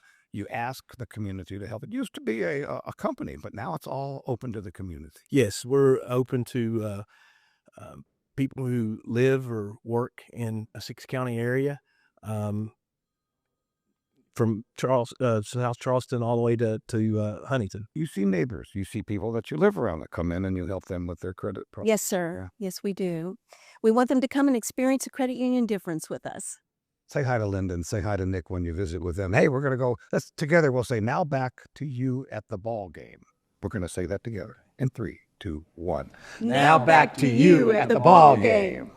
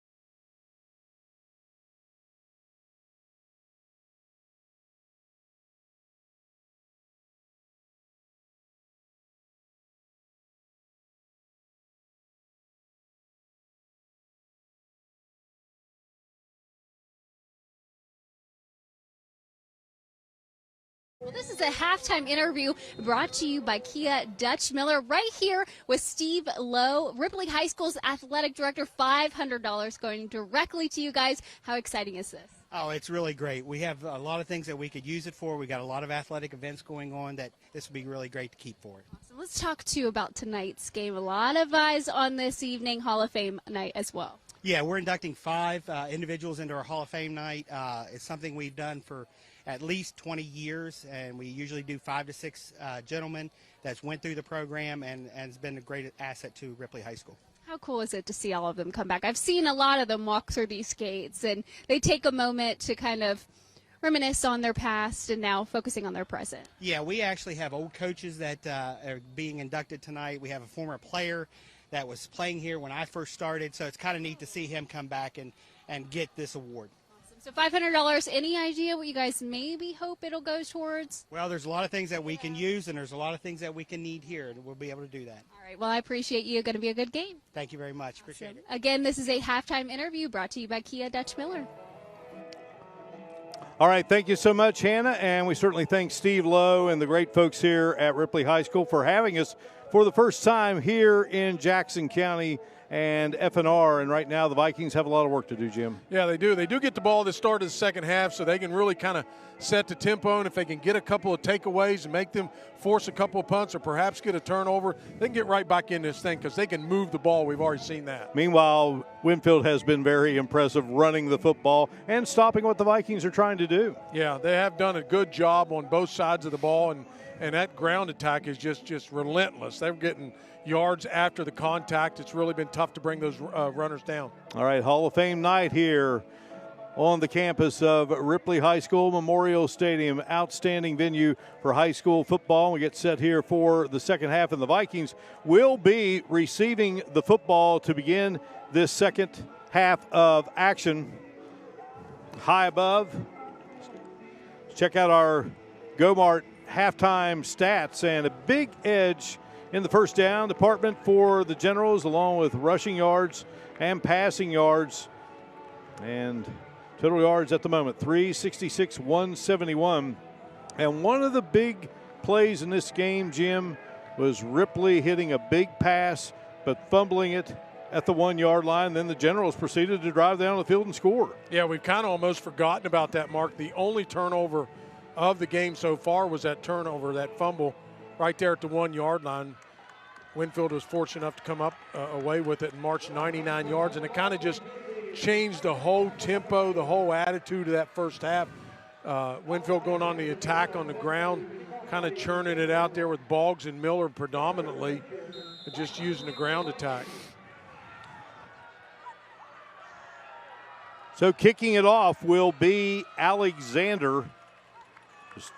To start your career today, visit wvtrades.org. WV, building and construction trades where the future is forged.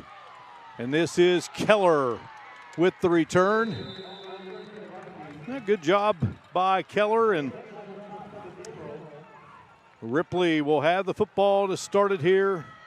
Kevin Davis made the stop for Winfield.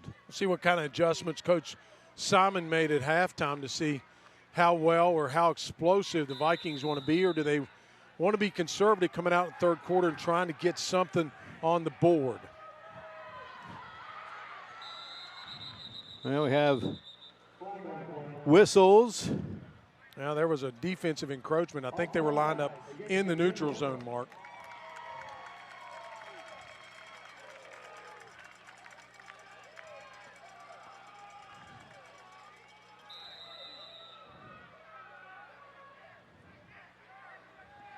I know this is overstated, but much easier to get 1st and 5 than 1st and 10. Hand it off to Lawrence, and they'll need a big half out of Lawrence.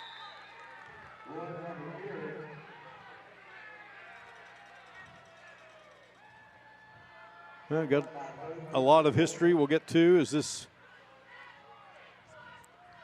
second half moves along and Ripley tries to climb back in it. High snap, and Lawrence is driven back. Kramer and company taking him down. Ripley was fortunate there. That ball went through Jackson Moore's hands, and there was Lawrence in the right place at the right time to at least get it so that ball didn't bounce out of the way. Instead of a handoff, it's almost like a punch snap back to Lawrence, but he's just corralled by a host of Generals. Peyton Keller is in at quarterback for Ripley. Little screen, and well, they read that beautifully. Lawrence, he makes the catch, but Brock Graziani is there for the stop. Graziani, a program kid, according to Eddie Smolder, loves the school, community, does what it takes to win. And that's going to have Parker Keller entering to kick it away, and that's not the way Ryan Simon wanted to get this second half started. Absolutely not. Looked like Graziani was holding his left shoulder a little bit, Mark. Maybe after that tackle kind of landed on a little gingerly. Punt is blocked. Generals after it. Scooped up, and it's in the end zone, and that is a touchdown. I believe it is Paxton with the football. A special teams highlight for Winfield.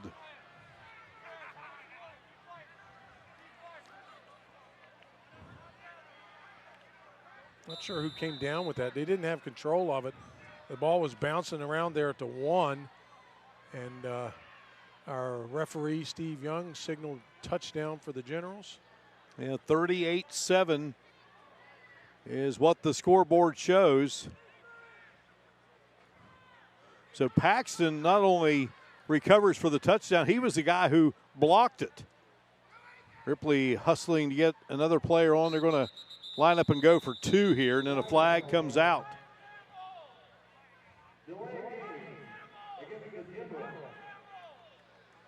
And it's going to be a call that moves Winfield back.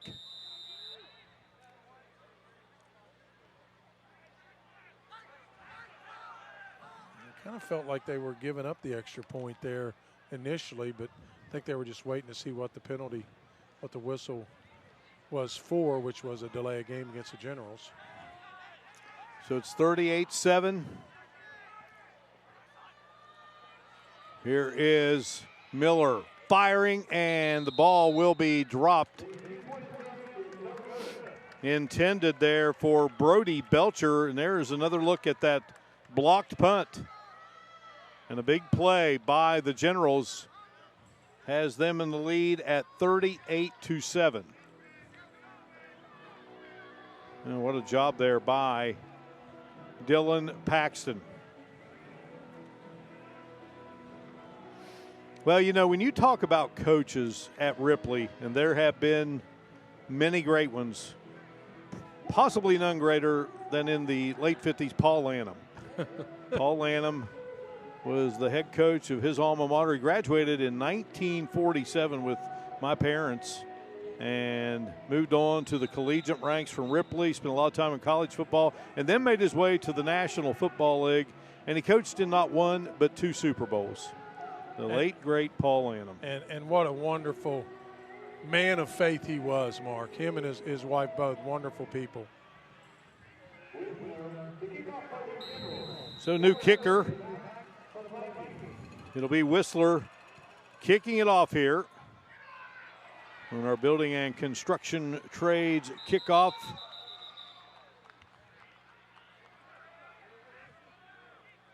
Injured Viking on the return. So again, our kickoffs with the West Virginia Building and Construction Trades. To start your career today, visit wvtrades.org. West Virginia Building and Construction Trades, where the future is forged. That's Parker Keller, who is the injured Viking, and they can ill afford to lose him. I think it was on that kind of that scrum there for the loose ball. It wasn't really secured very well. He kind of dove over there on the sideline. You see Coach Smolder there, always a class act, just there to render his support. Well, you know, we talked about Paul Lanham, and another great man of faith who coached on the other side of the field. Back in the day, Winfield's one and only Leon McCoy, and he is the grandfather of Brooke Smolder and Brooke is the wife of Eddie Smolder, and Leon was just an incredible human being. And there's Eddie in his days as a Marshall football player. So he wore the blue and white of Ripley, and then he went to Marshall, wore the green and white, and then he ultimately came back to Ripley and had the blue and white on again, and now he's in the green and white. Yes, he keeps going back to his true colors. I mean, it's got to come where he is. You see those pipes there, Mark, he probably doesn't have quite those that he used to have, but Eddie was a worker. There's no doubt about it. I know one thing. That young man right there, when I talked to him, I said, Eddie, I don't think you'd have been able to play nowadays because you were a classic annihilate the ball carrier type guy. He would absolutely flatten you. Well, Parker Keller is being attended to by Steve Lowe, who is not only the outstanding athletic director here at Ripley High, but he may be one of, if not the best, athletic trainer in the state and beyond. Absolutely. We saw earlier there Coach Smolder, Coach Simon came over. They have a lot of great respect for each other, and Coach Smolder kind of gestured toward the rib area, so that's kind of what they're looking at. And that'd be very unfortunate for the Vikings to lose him. He took a big pop. There's no doubt about it. We talk about Leon McCoy and coaching here. Winfield had an incredible 41-game regular season win streak.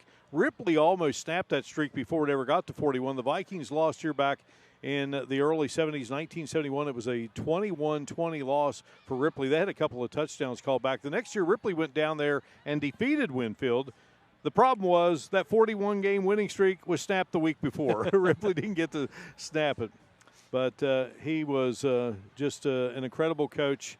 And I believe Hannah Klein is with another one of our Hall of Famers tonight, Marvin Miller, who was a 1978 grad here at Ripley High School and became one of the outstanding officials in the state of West Virginia, both on the high school and collegiate level. And he is with Hannah. Hannah, take it away. Aaron, I'm sorry, Mark put me on the spot. We were over here just chatting for a little bit. You have to kind of talk to me. So what year did you graduate? It looks like 1978 Ripley High. Kind of talk about being back here. Well, I've never really left here because my senior year, they said, we need people to umpire Little League ball games. So that's how I got started. And one of the guys coaching a Little League team, I actually threatened to toss him out of the game. And 2 nights later, he meets me at another ball field and says, I officiate high school football. I think you might be a good football official. So I checked in on the class, went to Parkersburg Community College, took the 2-hour course. It was 14 days, took the test, and started working Major League football games at age 18. By 19, there was the same gentleman, and the gentleman that ran Cedar Lakes was a man by the name of John Holt, and he was a retired lieutenant colonel, and they were both working in the WVIAC conference and doing high school, and they just kind of took me under my wing. And until they both retired, I was rookie. That's what they call me, rookie. I was 15 years in, and they were still calling me a rookie. And it has to be, I think a lot of people, when they see officials and everybody on the field, you just kind of, there's a lot of that goes behind the scenes, and I always want to give credit to them. And for several years, you've done that. So kind of talk to maybe the stigma or what people don't know about it. About what? About being official? One thing that they think that because we're down there, we should have the best view of everything. And sometimes a player runs right in front of your vision, right as you need to see something, or, the ball gets deflected in a way that you're not expecting it. So, you're processing a game in increments of milliseconds. You're seeing it, got to decide foul, no foul. But the longer you work, and you'll hear players say this, the longer you work, the game slows down in your mind. You see it in a lot slower sequence, and you process it so much smoother and better that by the time, when I was finishing up, when we started our first scrimmages in the fall, it took me about 2 series, and I was back on rhythm. Count players, check tackle, check this, move here. process C. It's amazing what your mind does with that and stuff. And you hear people all the time. We're constantly looking for officials. And when I talk to players that are graduating and stuff, say, you ever think about officiating? They go, I wouldn't do what you do, because the fans have become so harsh toward officials and stuff, and they expect perfection in an imperfect science. I used to tell people, they would tell us in college before they started officiating, we do 150 plays a game. 150 plays a game, 142 of them are what we call bread and butter.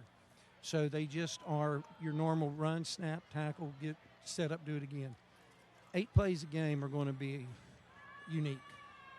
Out of those 8 plays, if we can get 4 or 5 of those correct and only miss 3 plays a game, which is about a 96% rate, and that's us doing it with no replay backing it up. We just got to make the call right that time. So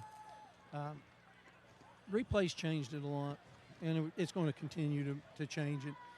They let things go now, and they'll come back and replay will clean it up for them. So, yeah, that's one of the things I've seen from it. I'm so fond of Mark for, setting up all these interviews and stuff for me. So I appreciate you. Now you're going to be heading out of town going for a cruise, so I'll let you go ahead and get some rest before you go. Thank you so much. And Mark I really appreciate him pushing it. I think it's kind of unique to be the first official getting elected. All right, well, I appreciate you. Enjoy that trip for me, okay? All right, we're going to go ahead and toss the break, okay?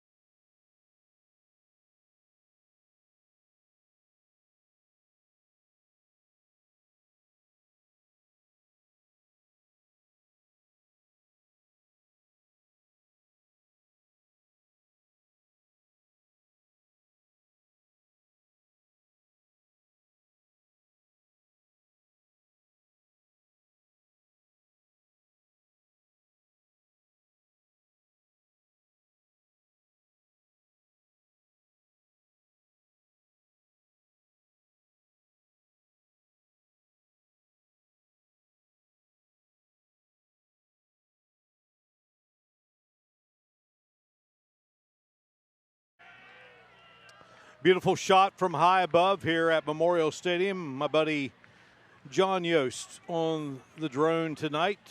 Marco's Pizza is the delivery of the game, satisfying the F&R booth tonight and every night.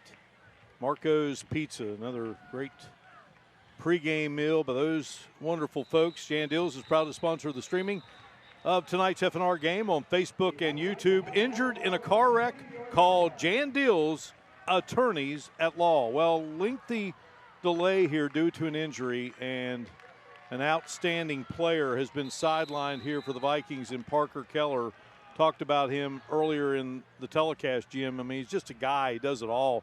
He's their kicker. He's their punter. He's a running back. He's a receiver. He's a defensive back. His twin brother, Peyton, is in at quarterback. I'm going to try to see if he can help Ripley pull off one of the great comebacks in Viking football history.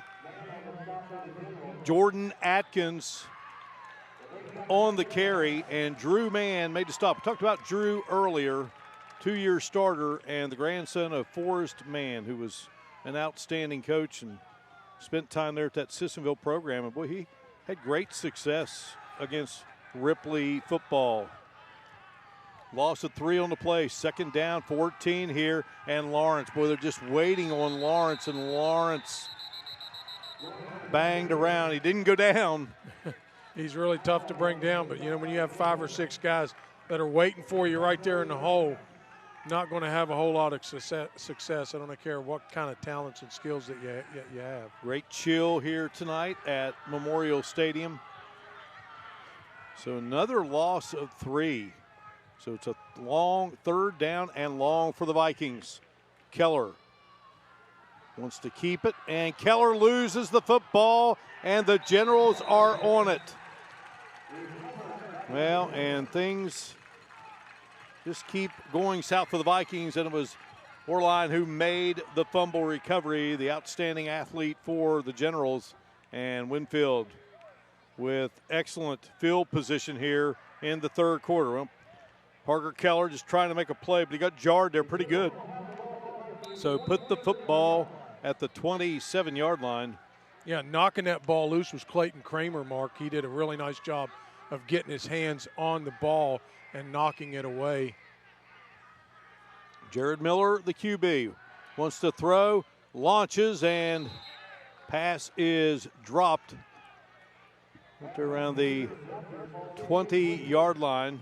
So trying to get it into the hands of Brody Belcher. Belcher, the backup quarterback, and they also use him in a lot of different ways. I don't tell you how cold it is. Eddie Smolders in shorts and a T-shirt.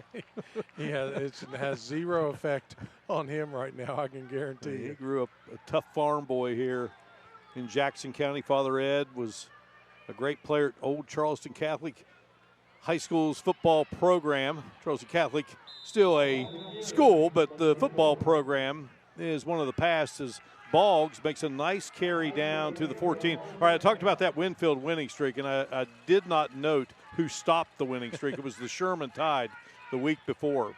We got a little assist there from David Price, of course. Yeah, you know, in the Tide, they played a playoff game here back in the 70s. They had a great quarterback, Terry Spangler, and they beat Doddridge County in a playoff game. Doddridge was guided by the great Klein Stansberry, still living, just celebrated 97th birthday, flicking it out. Miller fires. There's a flag down.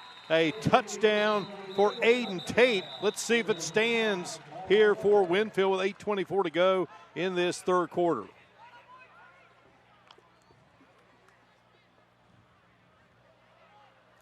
Now we had Steve Young walking toward the Winfield sideline. Touchdown's going to be good. Looks like a personal foul, roughing the passer against the Vikings. And it may have been Paxton. Let's see if he was the receiver. I said Tate, but 2 and 8, and his jerseys are kind of bunched up there in the front. Not the largest numbers either on their jerseys, so. Well, they are going to bring in Whistler, the left-footed kicker, and Whistler will deliver it, and Winfield has taken a 45-7 lead. And, yeah, that was Tate who made the TD catch. Nice job by Aiden Tate. Got the ball quickly out there on the edge.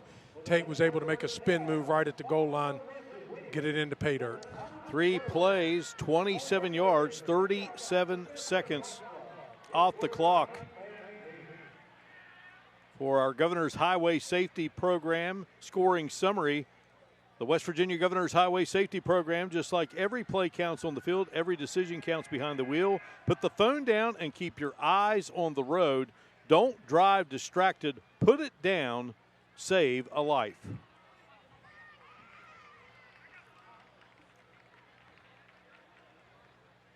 Now, Mark, you wouldn't want to do it per se. It's 45-7. However, this is a perfect opportunity for an onside. 15 yards from the 40 initial spot of a kickoff. Now the kickoff is on the Ripley 45-yard line. So more and less a pooch kick unless they don't want to return, and then they just boom it into the end zone. Atkins and Fisher are back deep. Alexander will not give them a chance as he lands that one out of the end zone. Mark, I think he had a sight set on the crossbar there. I think he did. All right, let's head down to Hannah Klein with our T-shirt gun, and the T-shirt gun is sponsored by the West Virginia Federal Credit Union. Experience the credit union difference. Hannah ready to fire away. Doing a little adjustment on her gun. Yeah, she's got that one. She's starting to get the hang of it. Here is Cody Lawrence, and Lawrence had some nice breakaway runs last week against Roane County. Man slowed him up, but Cody Lawrence will get the first down. First downs here in this quarter. Certainly been one of the bright spots for the Vikings this game, Mark, for sure. 16-yard pickup. Drew Mann makes the stop. 7 first downs in the game for the Vikings. Good splits out wide to the near side. Keller, the QB, and here goes Atkins, and Atkins covering up that football and taken down. Nice little piece of running there by Atkins. Again, we mentioned Ryan Simon said, he's our best JV player. He's a sophomore. He's showing a lot of promise. 5'7", 165 sophomore, 17 carries, 96 yards.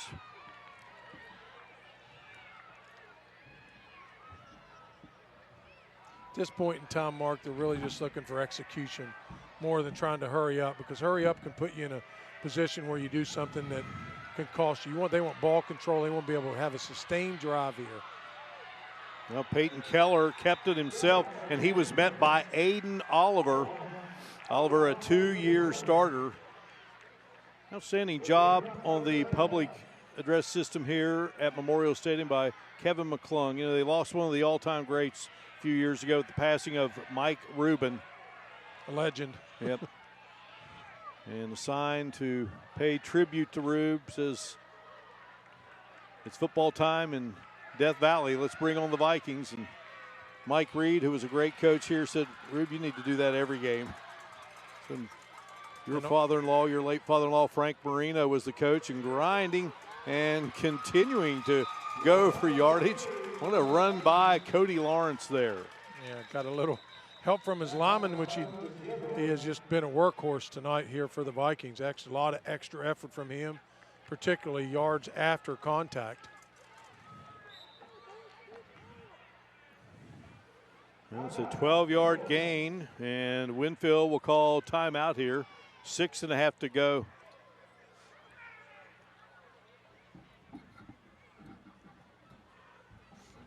Well, Jim Mahan, a young boy, has a dream and really enjoys something and just wants to be a part of it. Dad and Mom brought him to games, and before you know it, he's up here on this field, which had grass back in the day. My good buddy, Happy Joe Parsons, number 22. He's just right down there. Steve Stovall, senior.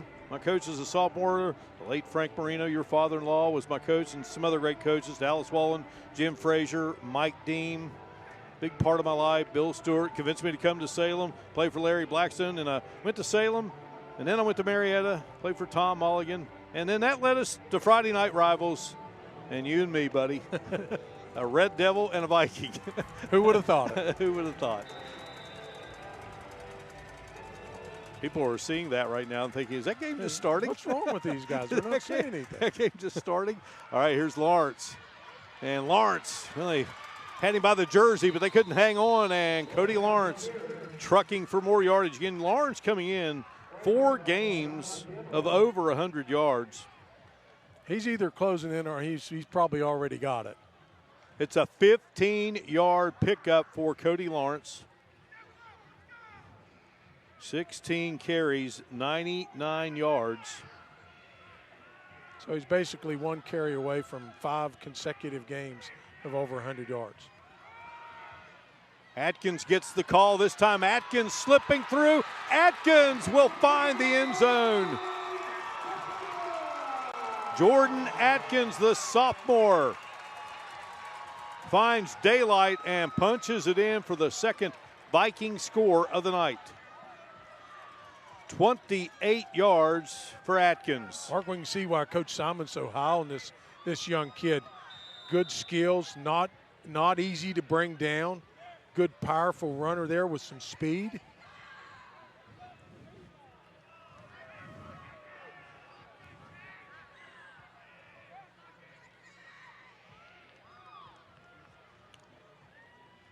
Now Ripley having to lean on another kicker with Keller out of the picture, and punching it through was Jackson Legg.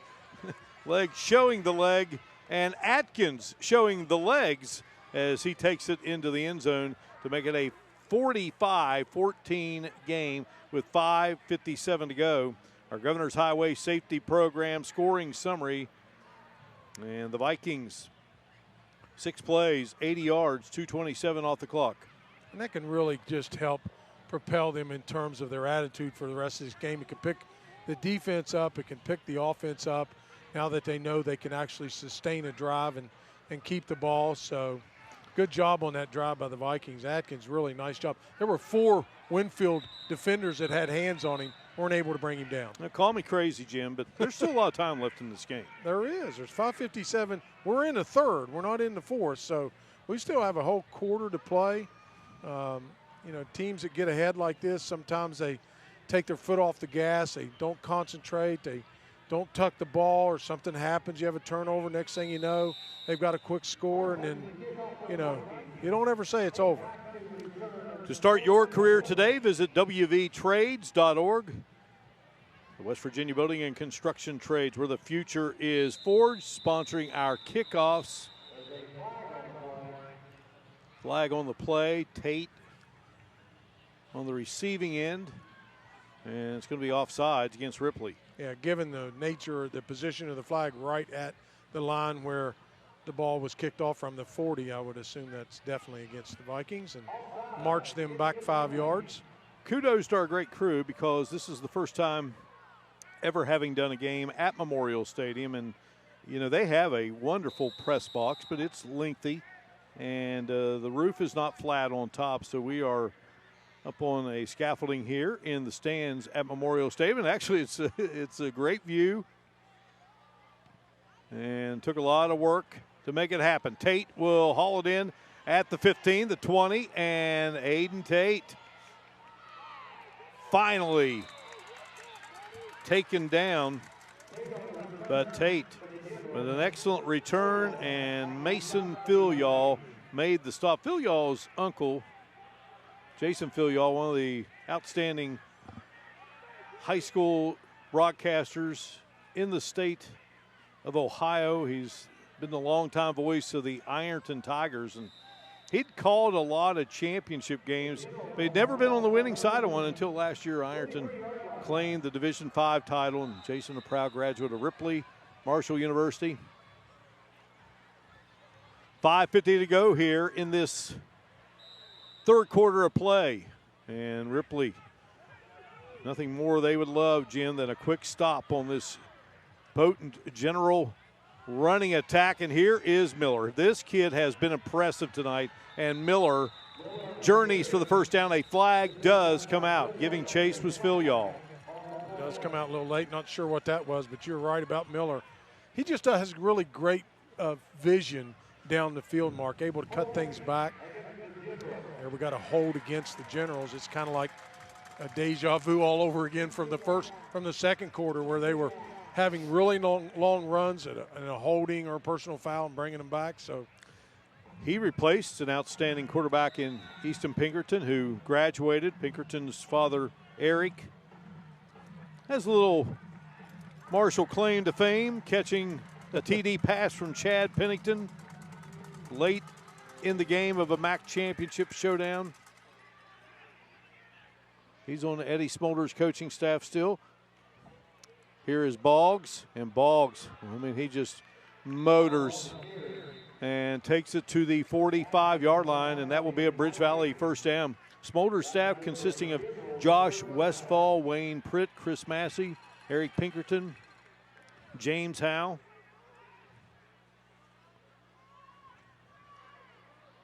Caden Beam, and Caleb Bridget are all on that staff. Chris Massey played in the NFL, former Marshall long snapper.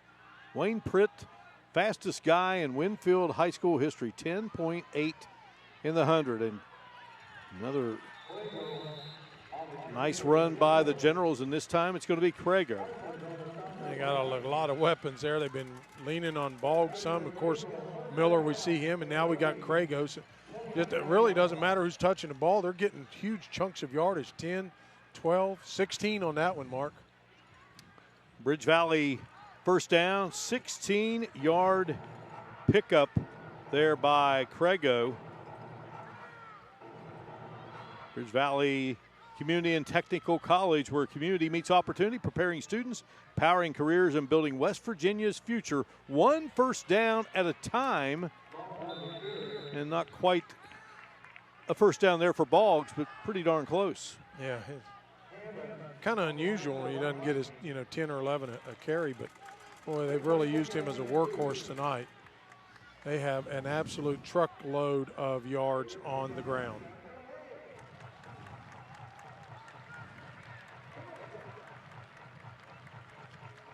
Field level shot. Here's Miller looking to throw, and a catch, maybe. Coming up with it, and it is a reception. How about Tate? Boy, Aiden Tate gathers in another TD throw, and what a grab that one was. Talking about some good concentration, Mark. I mean, he's on the back edge of that end zone and just has a leap and times it perfectly.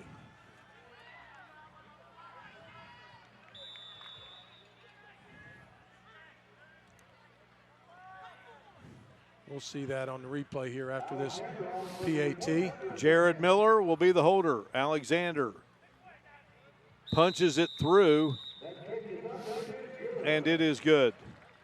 And Miller puts that right in the corner. You see Tate just times it perfectly and sails down an exceptional catch. And that was outstanding coverage, too. Yeah, it was. Pretty sure that's Phil Y'all.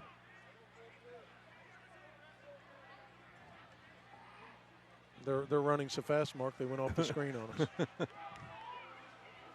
The thing about earlier here tonight is I looked down Johanna, talked to Phil Chambers, one of my old teammates, classmates, and he's been visiting with a lot of folks here, lives in Charlotte. And Philip, I mean, literally you could throw a rock and hit the house he grew up in from this stadium. You mentioned, his brother Jay was the great athlete here. Great athlete, yeah.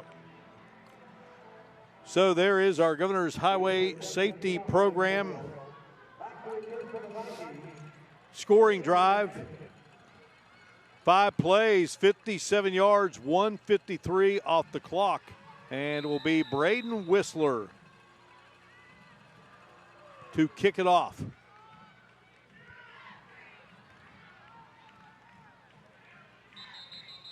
I believe it was Parsons. So Parsons, his dad Matt.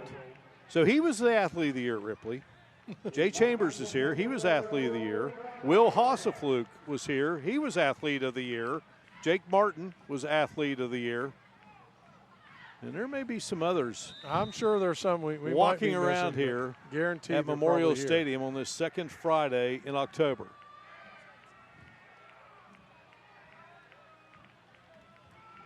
Here's a handoff to Atkins, and Atkins gets a few. Well, they've gone with Keller here as the QB, and I do remember Moore being shaken up a little bit, and I'm not sure if that's the reason, but boy, Moore has had a sensational year, and certainly Parker Keller.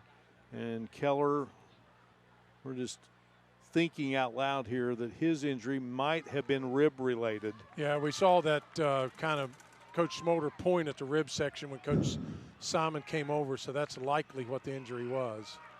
Handed off to Lawrence, and Lawrence surging ahead to the 50-yard line. And we watched Lawrence a few times. They've had him by the jerseys, like the old tear-away jerseys. That's not tearing away, but he's tearing away from them. Yeah, you're not getting him down if you're going to grab his jersey. He just runs a little bit too powerful for that. Really nice effort from Cody Lawrence tonight for the Vikings. Worked really hard in the offseason. Lawrence has gone over 100 yards, picked up 12 there on the play. Handed off, and they'll go to Atkins, who slams on the right side. Graziani will make the stop for the Generals. And going to be a second down play here. Two outstanding middle school programs at Winfield and at Ripley, both undefeated. They played last night. Ripley came away victorious in that one, 32-6. And in fact, Mike Lawrence is the head coach of that middle school team for Ripley. Here's Atkins with a nice first down run. Bridge Valley Community College first down. There's a flag down. There. I think there was a little bit of extracurricular activity from the defensive end on the Generals. Mark, I was glancing down there on the sideline, and I noticed that Jackson Moore, he's number 14. He does not have gear on. He has his jersey on. We don't know exactly, perhaps protecting him for the next game. So that will take the football to the 19-yard line. Pretty good look there at Peyton Keller. Again, he was one of outstanding baseball players for that AAA state title squad. Atkins putting together a nice game here. Lawrence gets the call, and Lawrence going to be bottled up, but he continues to fight hard for yardage. You know what's amazing about Cody Lawrence, Mark, is he's completely stopped. There's no hole at all. He finds just a little tiny seam, gets something out of nothing. It actually should have been about a 2-yard loss. He ends up gaining a couple of yards, a yard and a half. But still, the point being is, like you said, no give up, no quit in this young man. Well, this Viking team, 2 tough losses. One to South Charleston, one to Roane County. That Roane County game came last week. And of course, you know, you're always worrying about lingering effects. Of course, Winfield comes in here with a great game plan, and they put it to use. And Lawrence with another nice piece of running there for Ripley. Will be close to the first down marker. Looks like he's going to be a little bit short. Not very much. We did Maybe a yard and a half mark. We did not get a chance to chat with Dan Barnett, who was one of the Hall of Famers here. He was a longtime middle school coach here at Ripley and really helped build some of the future Vikings. Dan's now a member of the Jackson County Board of Education, was a wonderful teacher for nearly 40 years. Snap and the handoff, and Winfield in there quickly. Paxton was there to take down Atkins. Dan's a great story because he didn't play high school football. He lived way out in the country, didn't get to play football, and then goes to Potomac State and says, you know, I'm close enough now. I'm on campus. I'm going to play. Take advantage. Played 2 years there, then went to Glenville and was a part of that outstanding Glenville team that played in the NAIA National Championship under the late, great Bill Hanlon. Time about to wind down here in this third, and Winfield in control here. They've taken advantage of some Viking mistakes, and they've grounded it out here, and they lead at 52-14. A quarter to play. Winfield and Ripley on our Go-Mart Friday Night Rivals Game of the Week, presented by Glenville State University.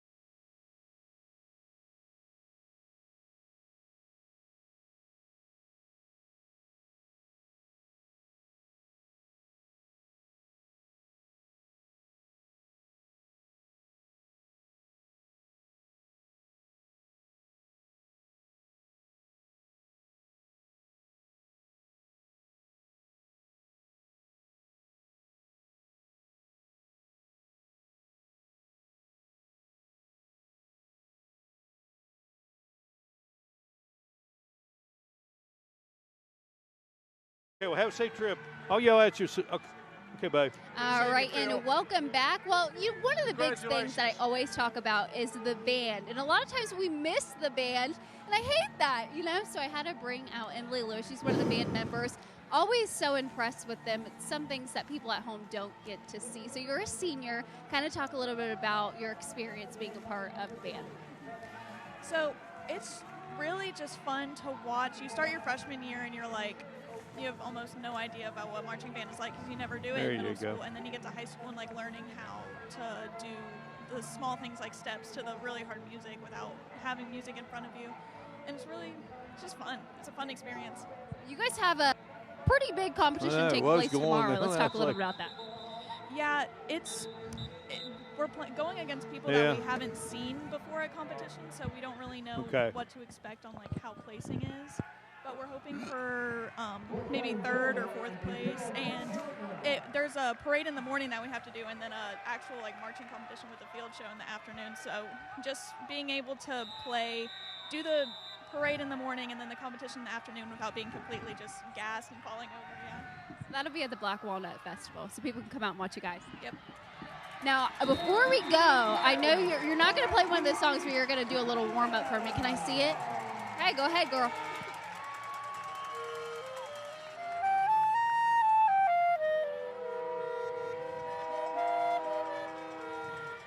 Amazing. And now it's my time.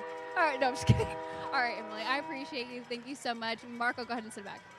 All right, Hannah, thank you so much. And while you were doing that interview of that very talented young lady, the Vikings, with a talented running back by the name of Lawrence, takes it into the end zone, and Cody Lawrence over 100 yards in this game, and that makes it a 52-20 contest. Parsons the holder for Legg, and Legg puts it up and puts it through.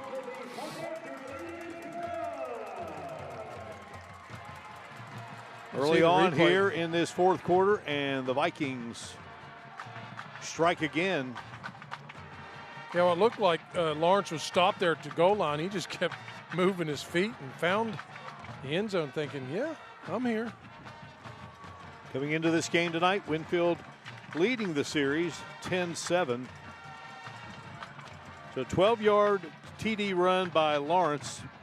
And as we look at our scoring drive, 8 plays, 65 yards, 4:17 off the clock.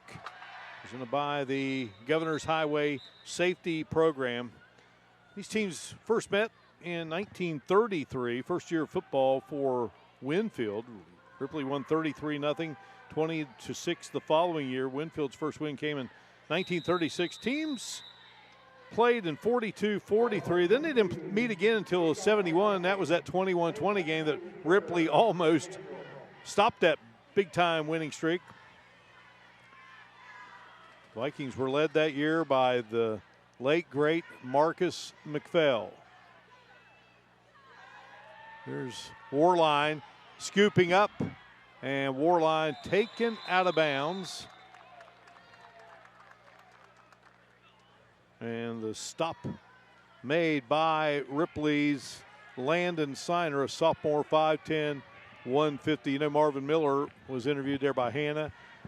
Great official. His first game as an official, and I said it during his introduction, was it was a game between Work County and Calhoun County or Work County and Gilmer County.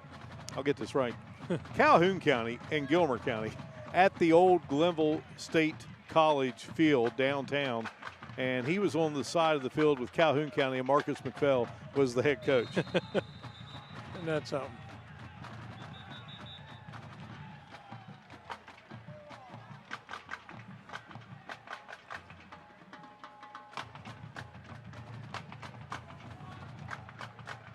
Well, don't forget, after the game, we will bring you our school bus stop of the game. Ripley with 12 players out there.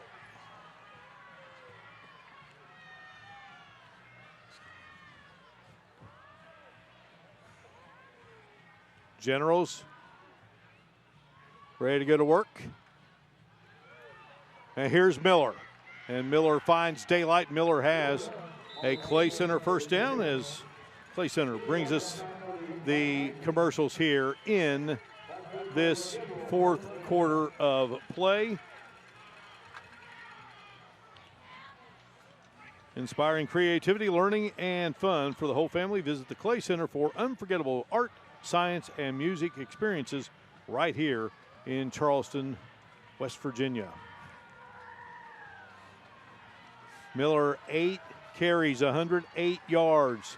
Handed off. Gannon Boggs turning the corner, and he's got first down yardage and will continue to go. And down we go to Hannah Klein as the T-shirt gun. Brought to you by the West Virginia Federal Credit Union. Experience the credit union difference with the West Virginia Federal Credit Union. 17-yard gain for Boggs. 190 on the night for that young man.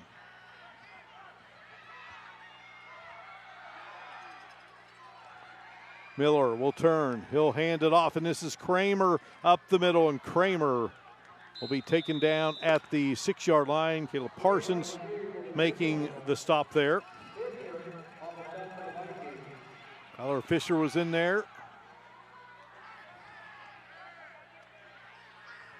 A 7-yard pickup.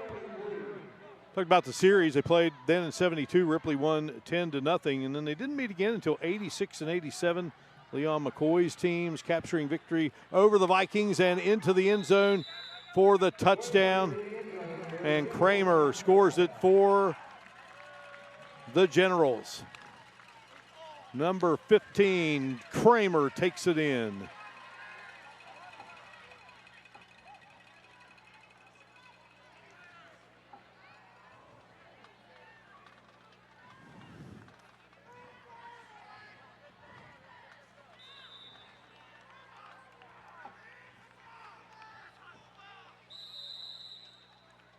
Well, the Generals going to take the knee there on the two-pointer.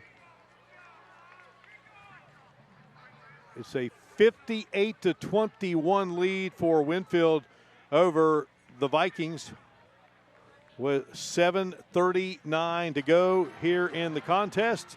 And we break away from Memorial Stadium in Ripley. Generals on top.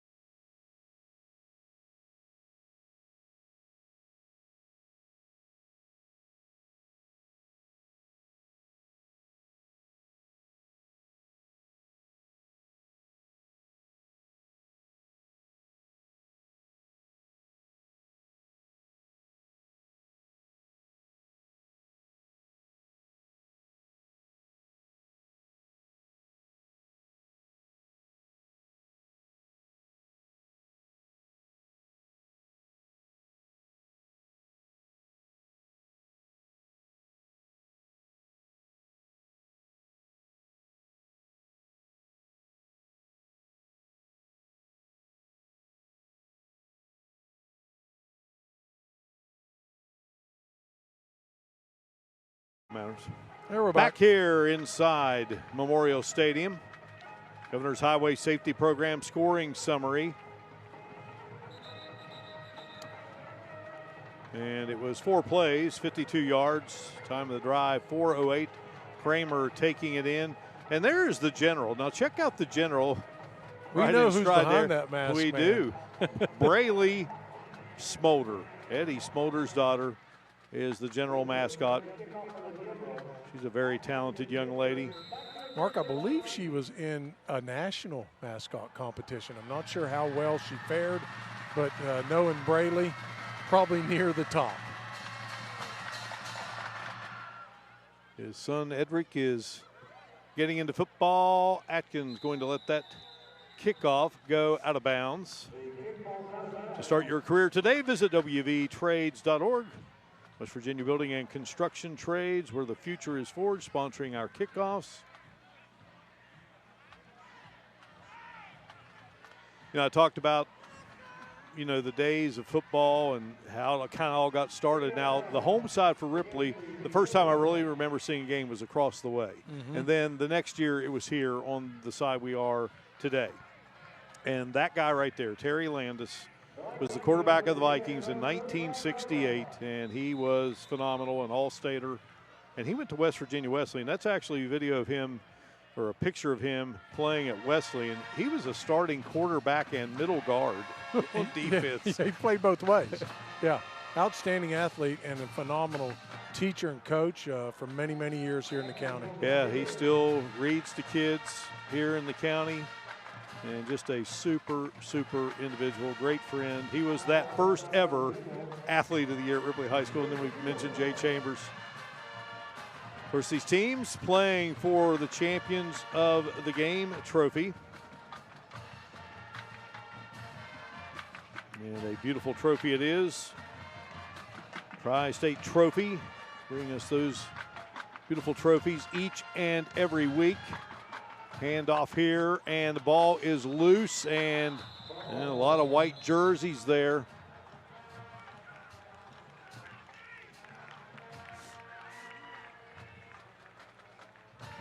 Atkins.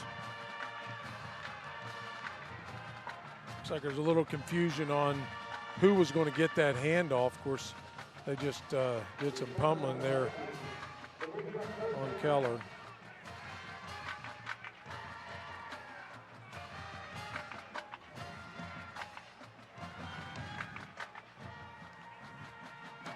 Third down and 8.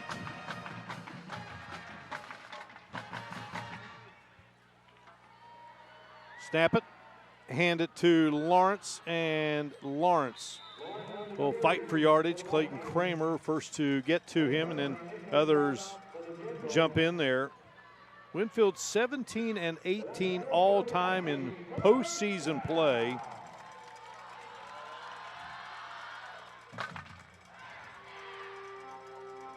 They lost to Ravenswood in the state championship, Jim, in 1959 at Point Pleasant. 15-12, the late great Jim Spano was the coach of that team.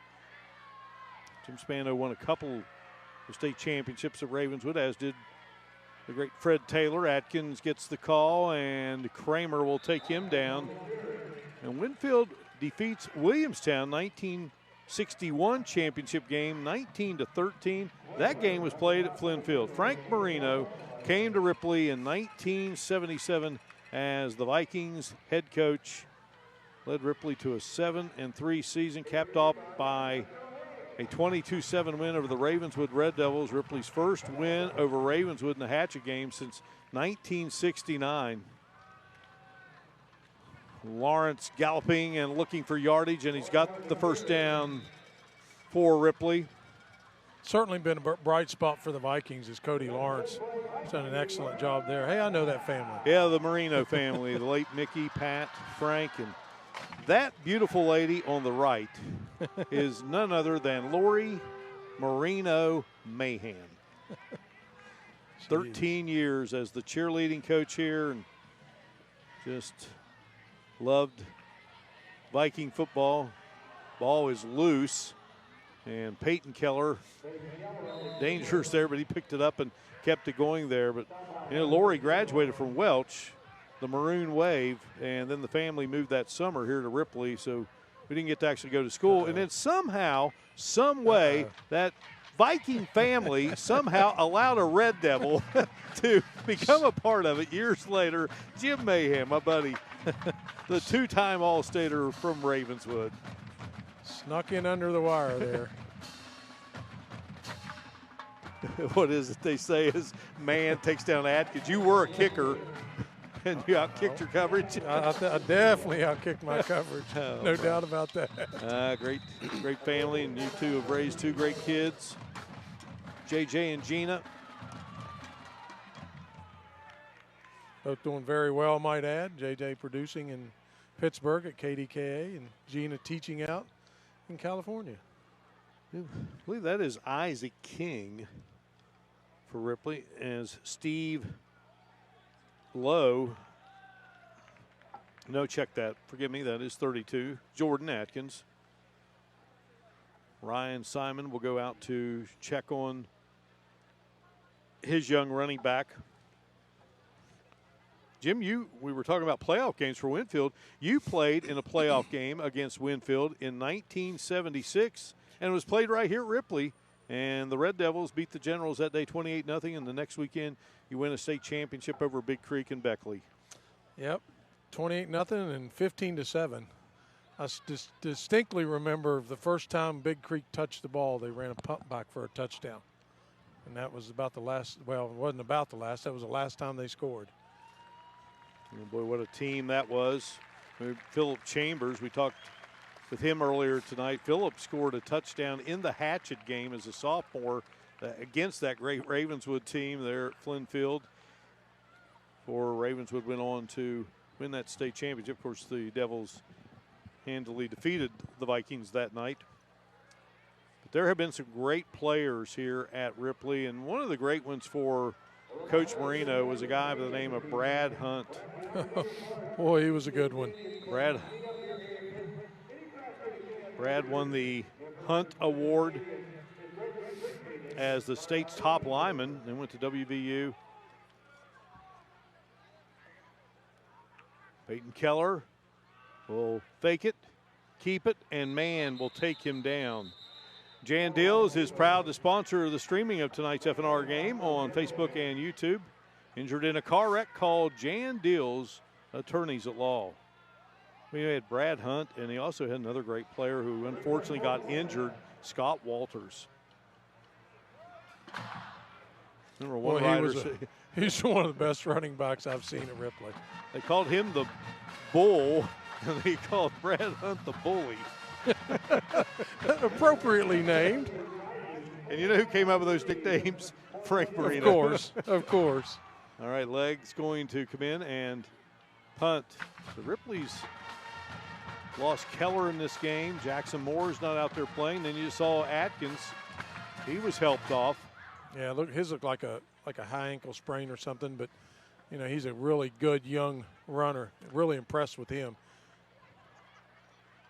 Tate, and there is a snap that Leg has to scoop up, and Leg will be chased down. We had to get to the 31-yard line. He was going to turn that into a first down.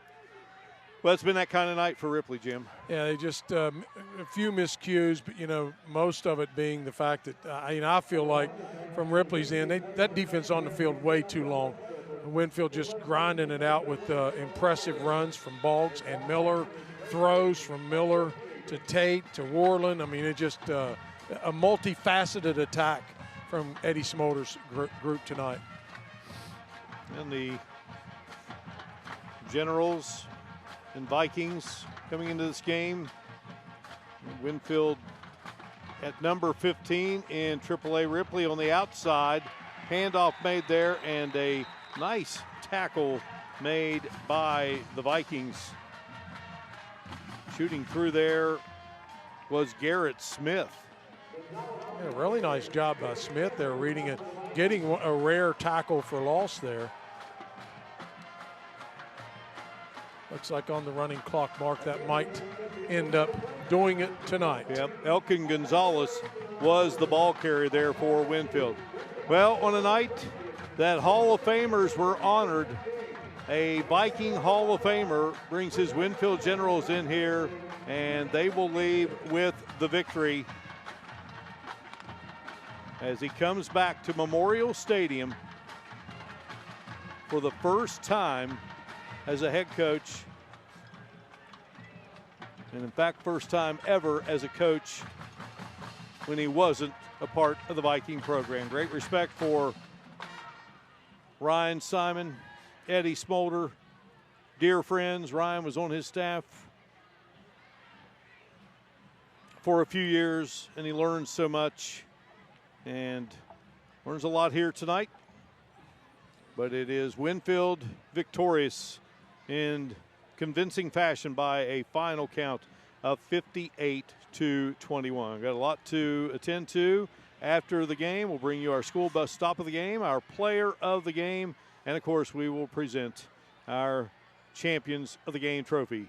It's all coming up here, and it's a 58-21 victory here on our Go-Mart Friday Night Rivals Game of the Week, presented by Glenville State University. And right now we show you some great scenes from Thursday Night Lights and Friday Night Rivals from around the country as we head to the break. The best Thursday Night Lights and Friday Night Rivals highlights from across the country. Churchill hands to Ron. Nice cut move and a hurdle. He's still on his feet. Are you kidding me? Caleb Ron, touchdown.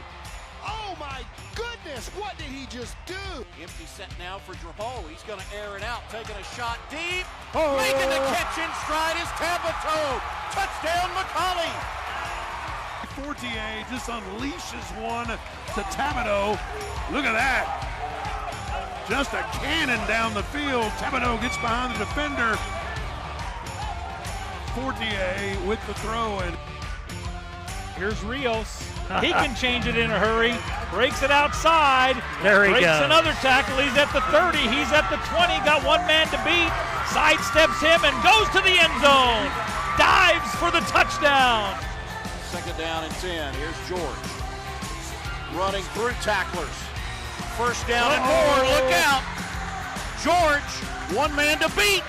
Touchdown, Baylor. 60 yards. Moore is going to go around the right side. Have to play. The ball's in the air. The ball popped up, scooped up. It's picked up by White Nose. Down the sideline we go. This is number 0. This is Coakley. Coakley, green grass and opportunity. That is 6 on the board. That is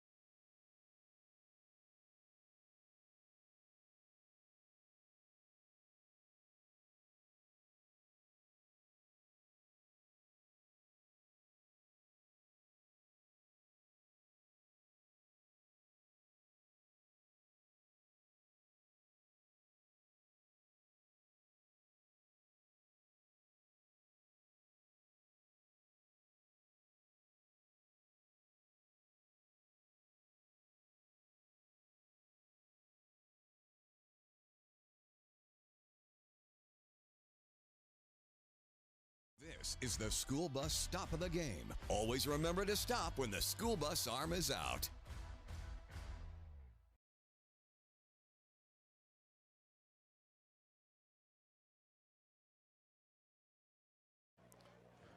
Time for our school bus stop of the game. Kyler Fisher on the pass from Jackson Moore on his way for a touchdown, but the ball knocked out from behind Tyler Lockery, and the Generals would recover. It was Carson Samples, and Well, they were down 7-0. That would have tied it, Jim, and that just kind of seemed to change the complexion of the game. Meanwhile, Jared Miller, our player of the game, the quarterback, 7-9, 144 yards, 3 touchdowns, and he rushed for 108 yards on 8 carries and scored another touchdown. And Winfield wins it over Ripley, 58-21 is the final. Hannah Klein with Eddie Smolder and his victorious Winfield Generals. All right, Mark, I appreciate you so much. Going to jump over to the player of the game. Congratulations. Yeah. Absolutely. Talk about your guys' performance tonight. The line blocked great, and defense played great, and we just got things rolling on offense. And then, Coach, I'm going to come over to you real quick. Before the game ended, or after the game ended, both teams came together and they were praying together. Something that a lot of people on TV were able to see, to kind of talk about these two teams playing each other. Talk about the ending. Tim Britton, he's regional FCA director, and he reached out to me and Coach Simon and asked if we wanted to do a FCA prayer, since most schools have the FCA huddle. And if it wasn't for God, this game wouldn't be possible, our life wouldn't be possible, and we got to give all the glory to him. So it was no brainer to say yes. And we got a lot of respect for Ripley. We wish them luck the rest of the year, but I'm very, very proud of our kids, the way they prepared this week and the way they laid it out here on the field. And what does this win mean for you personally? Because you got a lot here on the field. Yeah, it's not about me. It's about this program. It's about this school and this community and these young men and my assistant coaches. It's never about me. I do this job to help them and give them an opportunity to be a part of something bigger than themselves, and we try to teach them life lessons. And these kids are awesome. They're great to be around. It makes my job a whole lot of fun. Couple more games left, kind of regrouping and getting ready for next Friday's next game. Yeah, we're going to rest up this weekend and relax. Both seasons in, so some of us will be hunting, some will be fishing, some will be watching football, and we'll enjoy this win, and then Monday we'll go back to work. Okay. All right, a little chilly out here, so I'm going to go ahead and wrap up F&R Champions of the Week. I want to hear from you guys. Congratulations. Good job. All right, Winfield will play at Shady Spring. Ripley will take on Herbert Hoover next week. Ripley now 3-4. Winfield improves to 4-2 on the campaign here. And Winfield had 505 yards of offense here tonight, Jim, and very impressive. And Gannon Boggs, 190 yards rushing here tonight. Cody Lawrence, impressive again for Ripley, 23 carries, 152 yards. But Winfield gets the win here tonight as Eddie Smolder returns to Viking land. Yeah, too much of a ground attack. That front five doing an excellent job, just like Jared Miller had cited earlier in his interview with Hannah. That excellent job by them. And this, sets the stage for the Generals. That just going to move them up in the playoff rankings. They were 16th coming in, so this certainly will add to their bolster their chances of making the playoffs. All right, Jim, it's great being with you here in Jackson County tonight, my man. And next week we'll head to County Stadium in Roane County. We'll see Scott again as they take on Paul Burdett's Roane County Raiders. So that will do it from here inside Memorial Stadium on the campus of Ripley High School. For Jim Mahan, Hannah Klein, and our wonderful crew, Mark Martin, saying so long from Ripley. We thank all of you for joining us tonight with this latest edition of the Go-Mart Friday Night Rivals Game of the Week, presented by Glenville State University. Congratulations to the Winfield Generals as they win it by a final 58-21.